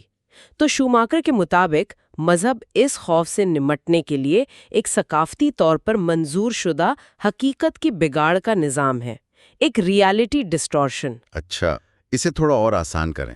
آسان لفظوں میں معاشرہ مذہب کو یہ لائسنس دیتا ہے کہ وہ حقیقت کو اس طرح پیش کرے کہ اگر کوئی اکیلا فرد یہ باتیں کرے تو ہم اسے پاگل سمجھیں۔ لیکن چونکہ لاکھوں لوگ اس پر یقین رکھتے ہیں۔ جی، چونکہ لاکھوں کروڑوں لوگ مل کر اس بگڑی ہوئی حقیقت پر یقین رکھتے ہیں تو یہ دیوانگی قابل قبول بن جاتی ہے، بلکہ اجتماعی بقا کے لیے مفید بھی۔ تو یہ معاشرے کا اپنے آپ سے ایک سودا ہے کہ چلو ہم سب مل کر چند ناممکن باتوں پر یقین کر لیتے ہیں تاکہ وجودی بحران کا شکار ہونے سے بچ جائیں۔ یہ اس نظریے کا ایک بہترین خلاصہ ہے، اور گلوبل ساؤتھ میں جہاں مذہب عوامی زندگی کا مرکزی حصہ ہے، یہ نظریہ مذہبی قوم پرستی سے لے کر عوامی رسومات تک ہر چیز کا تجزیہ کرنے کے لیے ایک بہت طاقتور فریم ورک ہے۔ ٹھیک ہے، تو فرائڈ سے لے کر شوماخر تک یہ سب نظریات مذہب کو کسی نہ کسی نفسیاتی ضرورت یا خرابی کا نتیجہ بتا رہے ہیں، لیکن اس میں کچھ خالی پن محسوس ہوتا ہے۔ آپ بالکل صحیح نتیجے پر پہنچے ہیں۔ اس پر سب سے بڑی تنقید ہی ریڈکشنزم یعنی تخفیف پسندی کی ہے۔ یعنی آپ ہر چیز کو کم کر کے صرف نفسیات تک لے آتے ہیں۔ جی، کیا آپ مذہب جیسے پیچیدہ موضوع کو، جس کی سماجی، ثقافتی، تاریخی جہتیں ہیں، محض چند نفسیاتی افعال تک محدود کر سکتے ہیں؟ یہ سب سے بڑا سوال ہے۔ اور اس کی مضبوطیاں کیا ہیں؟ ظاہر ہے کچھ تو ہوگا جس کی وجہ سے یہ نظریات اتنے پربھاوشالی ہیں۔ ان کی سب سے بڑی طاقت ان کی تجرباتی بنیاد فراہم کرنے کی کوشش ہے، خاص طور پر فیسٹنگر کا نظریہ۔ علمی بے آمگی والا؟ جی، اس کی طاقت ان کے مشہور مطالعے وین پروفیسی فیل سے ظاہر ہوتی ہے۔ یہ ایک ایسے چھوٹے مذہبی گروہ کا مطالعہ تھا جو مانتا تھا کہ ایک خاص تاریخ کو خلائی مخلوق آ کر انہیں بچا لے گی. اور باقی دنیا تباہ ہو جائے گی. جی. اور جب وہ تاریخ آئی اور کچھ نہیں ہوا تو کیا ہوا؟ منطقی طور پر تو انہیں اپنا عقیدہ چھوڑ دینا چاہیے تھا. لیکن انہوں نے نہیں چھوڑا. بالکل نہیں. ہوا اس کے برعکس. ان کے عقیدے اور حقیقت کے ٹکراؤ نے اتنی شدید ذہنی بے چینی پیدا کی کہ انہوں نے یہ یقین کرنا شروع کر دیا کہ ان کی دعاؤں کی وجہ سے ہی دنیا کو بچایا گیا ہے. اچھا. وہ اپنے عقیدے پر پہلے سے بھی زیادہ پختہ ہو گئے اور تبلیغ شروع کر دی. تو یہ نظریہ قابل مشاہدے اور قابل آزمائش مفروضوں پر مبنی ہے، جو اسے بہت طاقتور بناتا ہے. یہ دلچسپ تو ہے، لیکن یہ امریکہ میں ایک بہت ہی چھوٹے UFO کلٹ پر کیا گیا مطالعہ تھا. کیا یہ منصفانہ ہے کہ اس ایک انتہائی مثال کو لے کر تمام بڑے مذاہب کی وضاحت کی جائے؟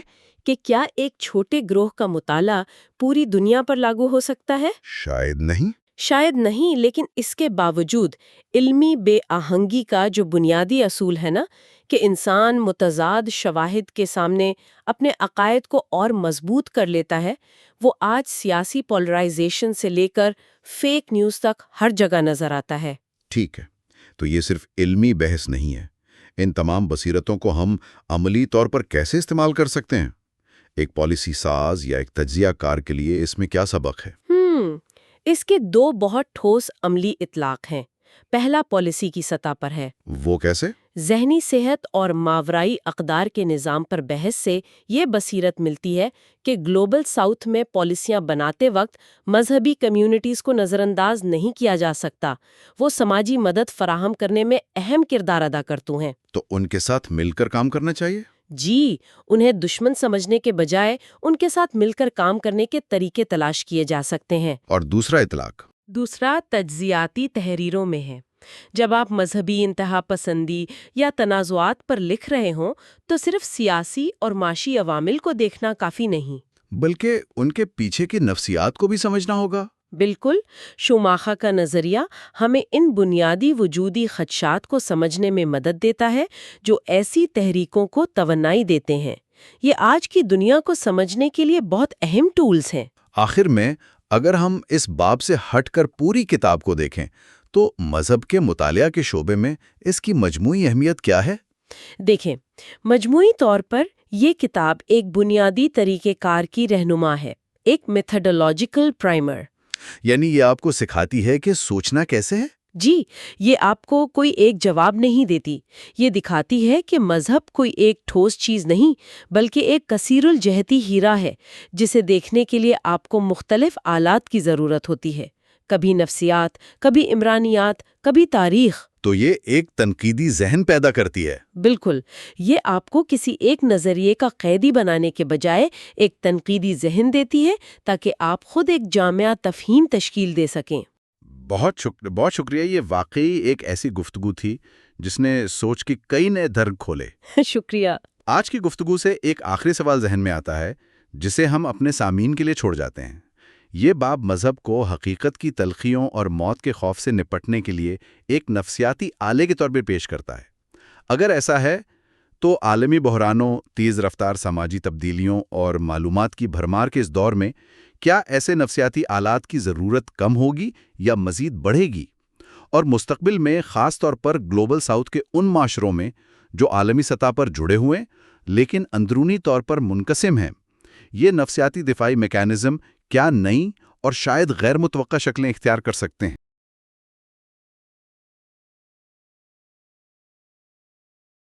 تو آج ہمارے پاس ایک بہت ہی دلچسپ موضوع ہے، ایک ایسا باب جس نے سچ کہوں تو مذہب کے بارے میں میری اپنی سوچ کو بھی کافی چیلنج کیا ہے. اچھا. ہم اکثر مذہب کو ایک ذاتی معاملہ سمجھتے ہیں، عبادت، عقیدہ، خدا سے ایک تعلق. لیکن کیا ہو اگر میں کہوں کہ مذہب اس سے کہیں زیادہ ہے؟ یہ ایک ایسی طاقت ہے جو سیاست، معاشیت اور ہماری پوری سوسائٹی کو چلاتی ہے. بالکل، اور یہی آج ہماری گفتگو کا مرکز ہے.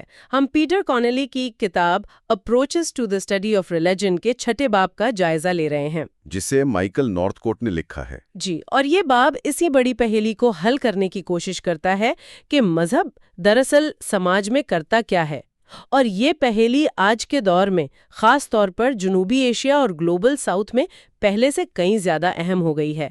ہمارے پاس جو سورسز ہیں وہ ہمیں ایک بڑے سوال کا جواب ڈھونڈنے میں مدد دیں گے۔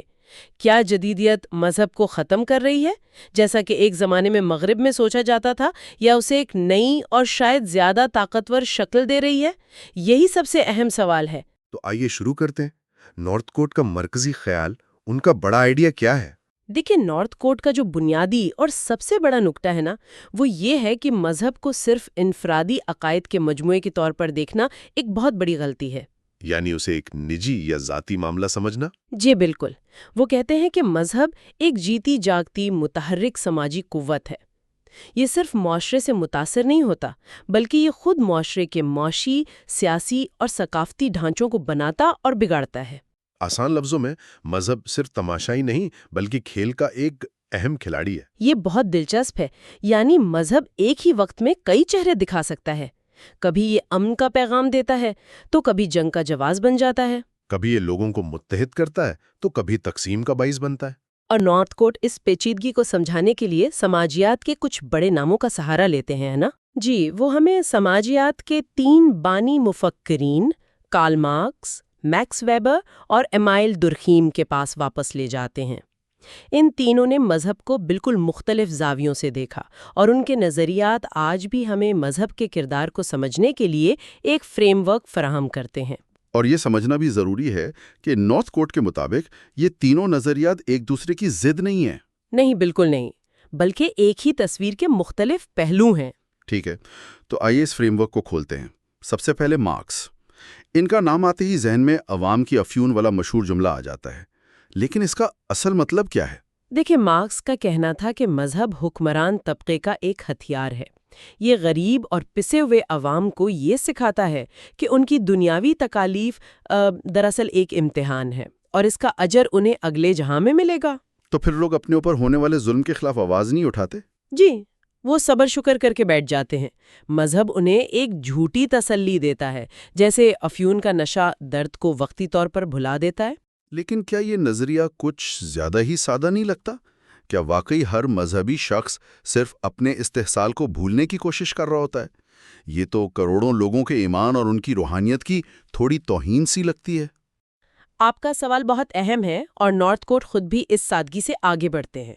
وہ مارکس کے نظریے کی ایک دلچسپ مثال دیتے ہیں جو مارکس کے اپنے ہی نظریے کو چیلنج کرتی ہے: لاطینی امریکہ کی لبریشن تھیولوجی۔ اچھا، وہ کیا تھی؟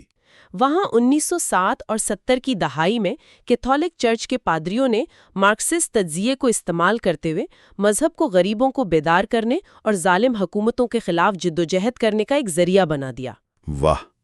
تو یہاں مذہب افیون نہیں بلکہ انقلاب کا محرک بن گیا۔ بالکل۔ یعنی مذہب ایک دو دھاری تلوار ہے، اسے عوام کو سلانے کے لیے بھی استعمال کیا جا سکتا ہے اور جگانے کے لیے بھی۔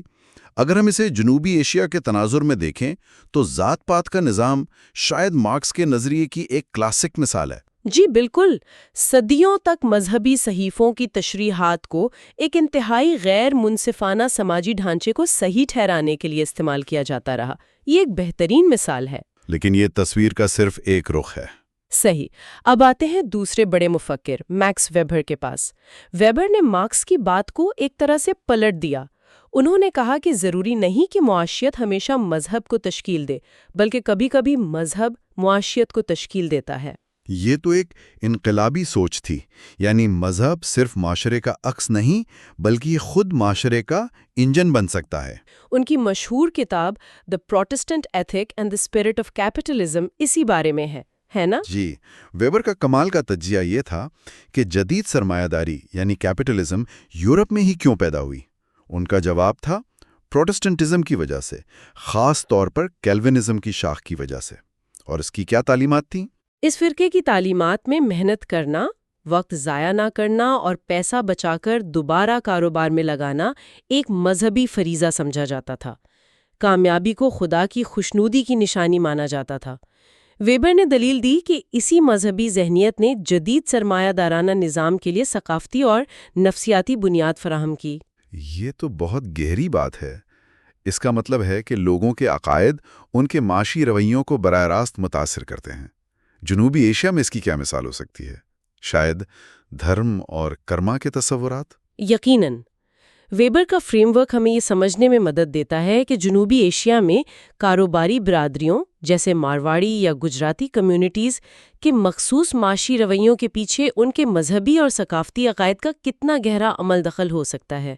मतलब ये सिर्फ मुनाफा कमाने की बात नहीं, ये एक पूरा अखलाकी निज़ाम है जो उनके माशी फैसलों की रहनुमाई करता है। तो मार्क्स ने कहा मजहब जुल्म को कायम रखता है, वेबर ने कहा मजहब समाजी तब्दीली ला सकता है।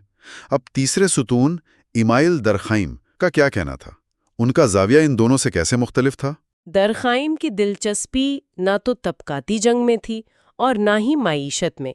उनकी तवज्जो इस बात पर थी कि मुआशरा जुड़ा कैसे रहता है, वो कौन सी चीज़ है जो अफराद को एक कम्युनिटी बनाती है, और उनका जवाब था मजहब। जी। उनके नज़दीक मजहबी रसूमात, त्यौहार और मुश्तरका अकायद एक इज्तिमाई शऊर पैदा करते हैं। इज्तिमाई शऊर, इसका क्या मतलब हुआ? क्या ये एक हम का एहसास है कि हम सब एक ही टीम का हिस्सा हैं, एक ही खानदान है? बिल्कुल यही, ये गहरा एहसास है कि आप अकेले नहीं हैं बल्कि एक बड़े ग्रोह का हिस्सा हैं। जब हजारों लोग मिलकर एक ही त्यौहार मनाते हैं या एक ही तरह से इबादत करते हैं तो उनमें एक ज़बरदस्त यकजहती और अपनायत का जज्बा पैदा होता है। तो दरखाइम के लिए मजहब मौशरे को जोड़ने वाला सबसे बड़ा गोंद है। जी, वो तो यहाँ तक कहते हैं कि खुदा की इबादत दरअसल मौशरे की ही इबादत है। ये नज़रिया तो जनूबी एशिया में आज भी हर जगह नजर आता है। हिंदुस्तान में हिंदुत्व की सियासत हो या पाकिस्तान में इस्लामी शनाख्त पर जोर, दोनों ही दरअसल एक अक्सरियती मजहबी शनाख्त की बुनियाद पर कौमी यकजहती पैदा करने की कोशिशें हैं। सही। लेकिन इसका एक तारीख पहलू भी है। जी, और ये बहुत अहम नुक्ता है। दरखाइम का नज़रिया ये भी समझाता है कि जब हम का एहसास बहुत मजबूत होता है तो ये वो यानी दूसरों के लिए इखराज या एक्सक्लूजन का बाइस भी बनता है। यानी जो इस मजहबी शनाख्त का हिस्सा नहीं है, अक़लियतें, वो खुद को माशरे से अलग थलग महसूस करने लगती हैं। जी, और गैर महफूज भी। इस तरह मजहब बेवक्त इत्तेहाद और तफरीक दोनों का सबसे बड़ा जरिया बन जाता है। तो इन तीन क्लासिकी नज़रियात की बुनियाद पर नॉर्थकोट हमें जदीद दुनिया की तरफ लाते हैं, और यहाँ वो एक बहुत बड़े और प्रभावशाली यूरोपी नज़रिए को बराह रास्त चैलेंज करते हैं, जिसे सेकुलराइजेशन थीसिस कहा जाता है। जी, ये क्या है और नॉर्थकोट इसे क्यों गलत समझते हैं? सेक्युलराइजेशन का नज़रिया सादा लफ्ज़ों में ये कहता है कि जैसे जैसे माशरे जदीद होते हैं, यानी तालीम, साइंस और अक़लियत बढ़ती है, मज़हब का असर रसूख अवामी ज़िंदगी से कम होता जाता है। और वो सिर्फ इंसान का एक ज़ाती मामला बन के रह जाता है। ये ख्याल था कि जदीदियत और मज़हब एक दूसरे की ज़िद हैं, एक आएगा तो दूसरा चला जाएगा। बिल्कुल, और ये नज़रिया काफ़ी अरसे तक यूरोप और अमेरिका में बहुत मकबूल रहा। लोग समझते थे कि पूरी दुनिया इसी रास्ते पर चलेगी।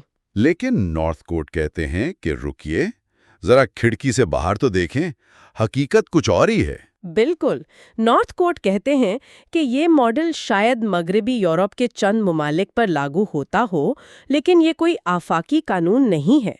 वो अपने दावे को साबित करने के लिए ग्लोबल साउथ से ज़बरदस्त सबूत पेश करते हैं। मिसाल के तौर पर वो कहते हैं कि ज़रा मशरिक़ वुस्ता, पाकिस्तान और शुमाली हिंदुस्तान में इस्लामी अहया की तहरीकों को देखें। अफ्रीका और लैतिनी अमेरिका में पेंटिकॉस्टल ईसाईयत के धमाकाखेज फैलाव को देखें। और खुद हिंदुस्तान में जैसे जैसे सनतकारी और जदीदियत बढ़ी है, वैसे वैसे मजहबी कौमपरस्ती भी बढ़ी है, कम नहीं हुई। यही तो नुक्ता है। तो इसका मतलब ये हुआ कि जदीदियत का कोई एक रास्ता नहीं है। मगरबी सेक्युलर मॉडल शायद बहुत से माशरों के लिए मुनासिब ही ना हो। ग्लोबल साउथ में जदीदियत और मजहब एक दूसरे से लड़ने के बजाय एक अजीब व गरीब किस्म का रक्स कर रहे हैं। बिल्कुल, कभी एक दूसरे को गले लगाते हैं, कभी एक दूसरे से टकराते हैं। यही नॉर्थकोट का किलीदी नुक्ता है। वो कहते हैं कि जदीदियत मजहब को ख़त्म नहीं करती, बल्कि उसे तब्दील कर देती है, उसे नई शक्लें देती है। अच्छा। और इसी सिलसिले में वो एक और दिलचस्प नज़रिया पेश करते हैं, जिसे निस्बती महरूमी या रिलेटिव डिप्राइवेशन थीसिस कहते हैं। ये सुनने में थोड़ा टेक्निकल लगता है, इसे आसान लफ्जों में कैसे समझा जा सकता है? इसे समझना बहुत आसान है। फर्ज करें आपके पास एक ٹھیک ٹھاک فون ہے اور آپ اس سے خوش ہیں، لیکن پھر آپ کے محلے میں، آپ کے دوستوں میں سب کے پاس نیا آئی فون آ جاتا ہے۔ اچھا، اچانک آپ کو اپنا فون پرانا اور خود کو پیچھے رہ گیا محسوس ہوتا ہے۔ آپ کو جو احساس ہوتا ہے وہی نسبتی محرومی ہے۔ آپ اصل میں غریب نہیں ہوئے، لیکن دوسروں کے مقابلے میں خود کو محروم محسوس کر رہے ہیں۔ اچھا، تو اس کا مذہب سے کیا تعلق ہے؟ نظریہ یہ ہے کہ جدیدیت اور سرمایہ داری جب معاشرے میں آتی ہیں تو وہ بہت سے لوگوں کے لیے معاشی مواقع پیدا کرتی ہیں، لیکن ایک بہت بڑی تعداد کو پیچھے بھی چھوڑ دیتی ہیں۔ یہ لوگ جب دیکھتے ہیں آج ہم ایک بڑے اور شاید کچھ متنازع سوال پر بات کر رہے ہیں۔ کیا آج کے دور میں مذہب دنیا کے جو بڑے مسائل ہیں، جیسے ماحولیاتی تباہی یا معاشی ناانصافی، بالکل، کیا مذہب ان کو حل کرنے میں ناکام ہو چکا ہے؟ ہمارے ہاتھ میں پیٹر کونلی کی مرتبہ کتاب مذہب کے مطالعے کے طریقے کا ایک باب ہے، جسے فرینک ویلنگ نے لکھا ہے۔ اور ویلنگ کا جواب بہت واضح ہے، وہ کہتے ہیں ہاں بالکل۔ جی، لیکن ان کے پاس ایک حل بھی ہے۔ وہ دلیل دیتے ہیں کہ مذہب کو اگر خود کو بچانا ہے تو اسے اپنے کام کرنے کا طریقہ مکمل طور پر بدلنا ہوگا۔ اور آج کی ہماری گفتگو کا مرکز یہی باب الہیاتی طریقے ہوگا۔ جی، ہم ویلنگ کے اس انقلابی خیال کو سمجھنے کی کوشش کریں گے، دیکھیں گے کہ یہ کن فکری روایت سے نکلا ہے، اور سب سے اہم بات، گلوبل ساؤتھ، خاص طور پر جنوبی ایشیا کے لیے اس کے کیا معنی ہیں۔ بالکل، کیونکہ یہ صرف ایک علمی بحث نہیں ہے۔ نہیں، یہ سمجھنے کی کوشش ہے کہ کیا مذہب 21ویں صدی کے بحرانوں میں ایک کارآمد قوت بن بھی سکتا ہے یا نہیں۔ اچھا، تو ویلنگ کا جو مرکزی نقطہ ہے وہ بہت واضح اور آپ کہہ لیں چونکا دینے والا ہے۔ وہ کہتے ہیں کہ روایتی الہیات، جسے وہ اعترافی الہیات یا کنفیشنل تھیولوجی کہتے ہیں۔ ایک منٹ، اعترافی الہیات سے کیا مراد ہے؟ اس کا مطلب ہے وہ الہیات جو اپنے اپنے دائروں میں قید ہے۔ ہر مذہب اپنی مقدس کتابوں، اپنی تاریخ کی روشنی میں دنیا کو دیکھتا ہے۔ یعنی ایک عیسائی عالم صرف بائبل کی روشنی میں ماحولیات پر بات کرے گا اور ایک مسلم عالم صرف قرآن کی روشنی میں؟ بالکل یہی۔ اور ویلنگ کہتے ہیں کہ یہ نقطۂ نظر آج کے عالمی مسائل کے لیے بالکل ناکافی ہے۔ یہ اپنی اپنی نظریاتی دیواروں کے پیچھے بیٹھ کر بات کرنے جیسا ہے۔ تو ان کے مطابق جب پورے گھر کو آگ لگے ہو تو اس پر بحث نہیں ہو سکتی کہ کس کے کمرے کا ڈیزائن بہتر تھا؟ آپ نے بالکل صحیح سمجھا۔ ان کا استدلال ہے کہ آج کے بحران، ماحولیاتی تباہی، شمال اور جنوب کی معاشی خلیج، انسانی حقوق، یہ کسی ایک مذہب یا قوم کے نہیں بلکہ پوری انسانیت کے مشترکہ مسائل ہیں۔ تو پھر حل کیا ہے؟ اگر روایتی طریقہ کام نہیں کر رہا تو نیا راستہ کیا ہے؟ وہ ایک نئی مذاہب کی عالمی الہیات یعنی گلوبل تھیولوجی آف ریلیجنز کی تجویز دیتی ہیں، اور یہی ان کا سب سے اہم اور انقلابی قدم ہے۔ یہ تو الہیات کو الٹا کھڑا کرنے والی بات ہوئی۔ جی، روایتی الہیات اوپر سے نیچے آتی ہے، یعنی خدا، وحی اور عقیدے سے شروع ہو کر انسانی مسائل تک پہنچتی ہے۔ اور ویلنگ کا ماڈل؟ ان کا ماڈل نیچے سے اوپر جاتا ہے۔ یہ زمینی حقیقتوں، عالمی بحرانوں سے شروع ہوتا ہے اور پھر سوال پوچھتا ہے کہ مختلف مذہبی روایات ان مسائل کے حل کے لیے کون سے وسائل، کون سی حکمت اور کون سی اخلاقیات فراہم کر سکتی ہیں۔ اور اس کا حتمی مقصد؟ ایک مشترکہ عالمی اخلاقیات یا گلوبل ایتھک تک پہنچنا ہے۔ یعنی الہیات کو ایک عملی منصوبے میں بدلنے کی کوشش ہے، بجائے اس بحث کے کہ کس کا نظریہ سچا ہے۔ سوال یہ ہے کہ ہمارے مشترکہ گھر کو بچانے کے لیے ہم سب مل کر کیا کر سکتے ہیں۔ بالکل، یہ ایک بہت بڑا فکری قدم ہے، لیکن یہ خیال کہیں خلا سے تو نہیں آیا ہوگا؟ وہ کون سے تاریخی اور علمی حالات تھے جنہوں نے ویلنگ کو اس طرح سوچنے پر مجبور کیا؟ دیکھیں، یہ نقطہ بہت اہم ہے۔ اسے سمجھنے کے لیے ہمیں 20ویں صدی میں علم مذہب میں آنے والی ایک بڑی تبدیلی کو دیکھنا ہوگا۔ آپ مغرب کی بات کر رہے ہیں؟ جی، صدیوں تک مغرب میں الہیات کا مطلب عیسائی الہیات تھا، جو ایک یورو سینٹرک اور مشنری نقطہ نظر سے دنیا کو دیکھتی تھی۔ لیکن پھر 1960 کی دہائی کے بعد ڈی کالونائزیشن کے دور میں جی مذہبی مطالعات یعنی ریلیجس سٹڈیز کا ایک نیا شعبہ ابھرا۔ اس شعبے نے مذہب کو صرف عقیدے کے طور پر نہیں بلکہ ایک سماجی، نفسیاتی اور بشریاتی حقیقت کے طور پر دیکھنا شروع کیا۔ اچھا، تو یہ اندرونی اور بیرونی نقطہ نظر کی ایک کشمکش بن گئی۔ اندرونی یعنی ایک مومن کا نقطہ نظر، اور بیرونی یعنی ایک سماجی سائنسدان کا نقطہ نظر جو مذہب کے معاشرہ پر اثرات کو دیکھتا ہے۔ آپ نے بالکل صحیح پکڑا۔ ویلنگ، جو خود ایک الہیات دان ہیں، اسی کشمکش کا جواب دے رہی ہیں۔ وہ ایک طرح سے الہیات کے لیے ایک ریسکیو مشن پر ہے۔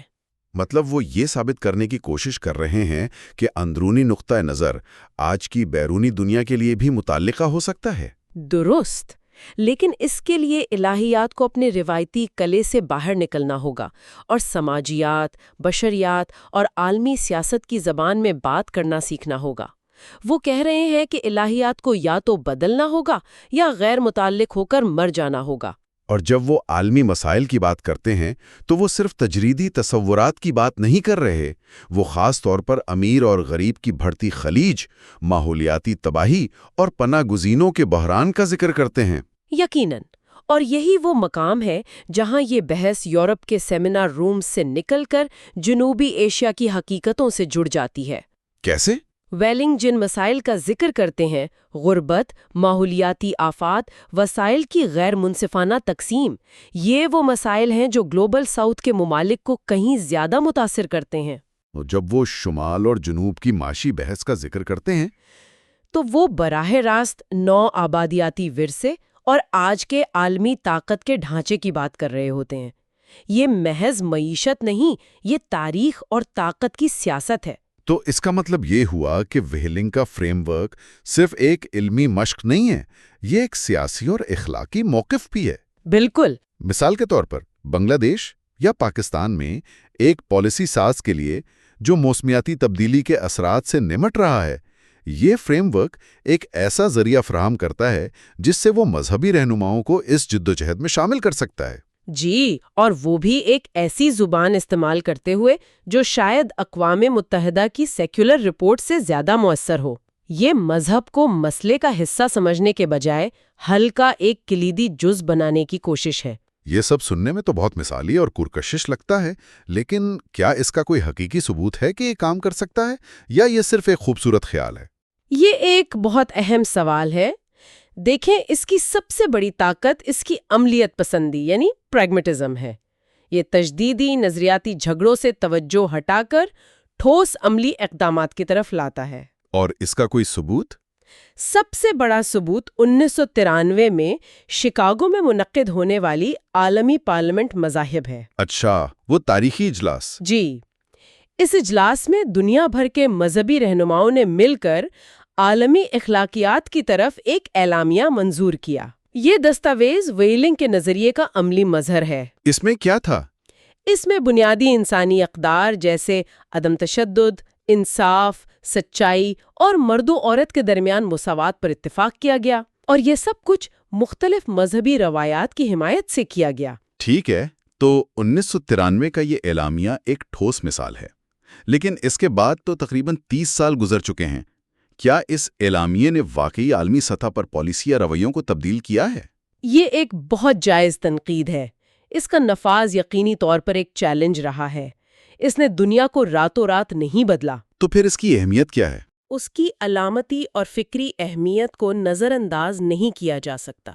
اس نے پہلی بار یہ ثابت کیا کہ مشترکہ اخلاقیات پر اتفاق ممکن ہے۔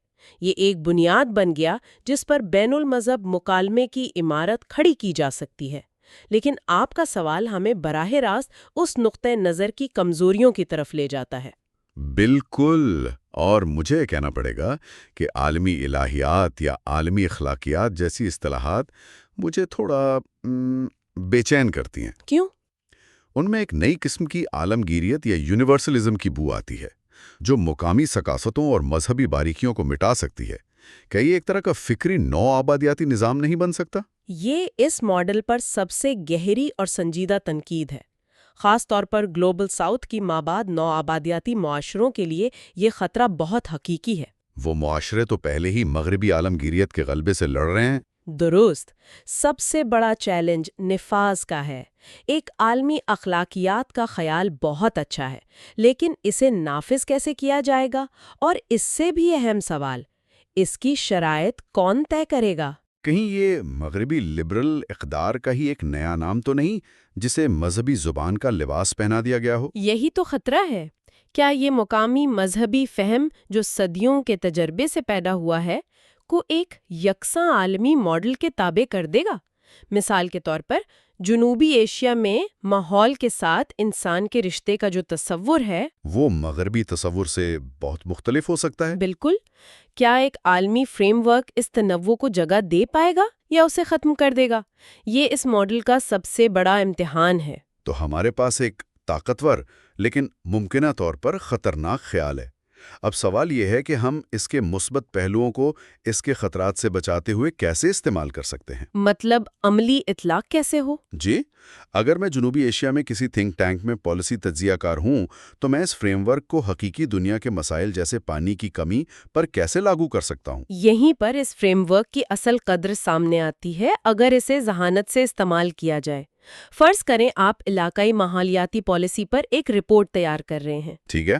آپ ویلنگ کے ماڈل کو استعمال کرتے ہوئے یہ دلیل دے سکتے ہیں کہ صرف تکنیکی یا معاشی حل کافی نہیں ہے، آپ کو مذہبی برادریوں کو بھی شامل کرنا ہوگا۔ لیکن صرف 1993 کے عالمی اعلامیے کا حوالہ دے کر تو کام نہیں چلے گا نا؟ نہیں، بالکل نہیں۔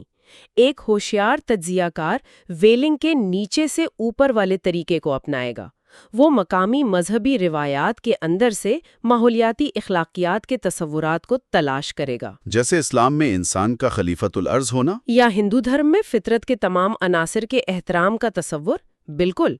پھر وہ ان مقامی تصورات کو 1993 کے اعلامیے جیسی عالمی دستاویزات سے جوڑے گا تاکہ یہ دکھایا جا سکے کہ مقامی حکمت عالمی اتفاق رائے کا حصہ ہے۔ اچھا، تو کلیدی نقطہ یہ نہیں ہے کہ ایک عالمی اخلاقیات کو مسلط کیا جائے، بلکہ یہ کہ اسے ایک مشترکہ زبان کے طور پر استعمال کیا جائے تاکہ متنوع مقامی اخلاقیات ایک دوسرے سے بات کر سکیں۔ جی، اس طرح آپ عالمی گیریت کے جال میں پھنسے بغیر ایک پل تعمیر کرتے ہیں۔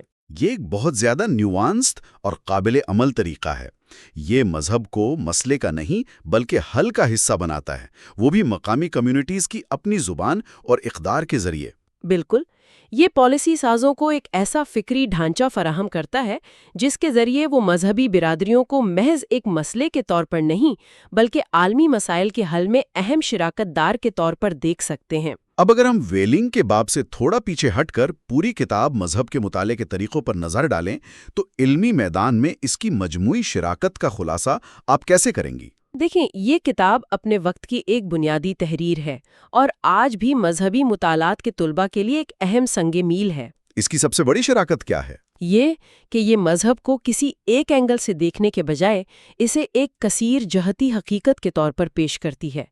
یہ بشریات، سماجیات، نفسیات، فلسفہ اور الہیات جیسے مختلف شعبوں کے اوزار فراہم کرتی ہے تاکہ مذہب کی پیچیدگی کو سمجھا جا سکے۔ جی، خاص طور پر یہ کتاب یورو سینٹرک تجزیے کے غلبے کو چیلنج کرتی ہے اور مذہب کو ایک عالمی رجحان کے طور پر سمجھنے کے لیے ایک تکثیری یعنی پلورلسٹک نقطہ نظر کی وکالت کرتی ہے۔ تو یہ صرف یہ نہیں بتاتی کہ مذہب کیا ہے بلکہ یہ بھی سکھاتی ہے کہ اس کا مطالعہ کیسے کیا جائے۔ بالکل۔ مختصر یہ کہ یہ مذہب کے ساتھ تنقیدی اور جامع طور پر مشغول ہونے کے لیے ایک مکمل فکری ٹول کٹ فراہم کرتی ہے، اور ویلنگ کا باب اس ٹول کٹ کا ایک بہت اہم اور سوچنے پر مجبور کرنے والا حصہ ہے۔ آج کی گفتگو کا ایک بہترین خلاصہ، ہم نے ویلنگ کے ایک بہت بڑے خیال کو پرکھا، اس کی طاقت اور اس کی کمزوریوں کو دیکھا اور یہ سمجھنے کی کوشش کی کہ یہ جنوبی ایشیا جیسے خطے کے لیے کیا معنی رکھتا ہے۔ جی، لیکن یہ گفتگو میرے ذہن میں ایک بڑا اور شاید تھوڑا بے چین کرنے والا سوال چھوڑ گئی ہے۔ ویلنگ ایک ایسی الہیات کی تجویز دیتے ہیں جو عالمی مسائل سے شروع ہوتی ہے، لیکن ان عالمی مسائل کی تعریف کون کرے گا؟ یہ ایک بہت بڑا سوال ہے۔ کہہ رہی یہ خطرہ موجود نہیں کہ اس نئی عالمی الہیات کا ایجنڈا اب بھی وہی طاقتور مغربی ممالک اور ادارے طے کریں گے، جس سے پرانے نو آباداتی طاقت کے ڈھانچے کی بازگشت ایک نئے زیادہ لطیف انداز میں سنائی دے گی؟ یہ سوال شاید اگلی گفتگو کے لیے ہے۔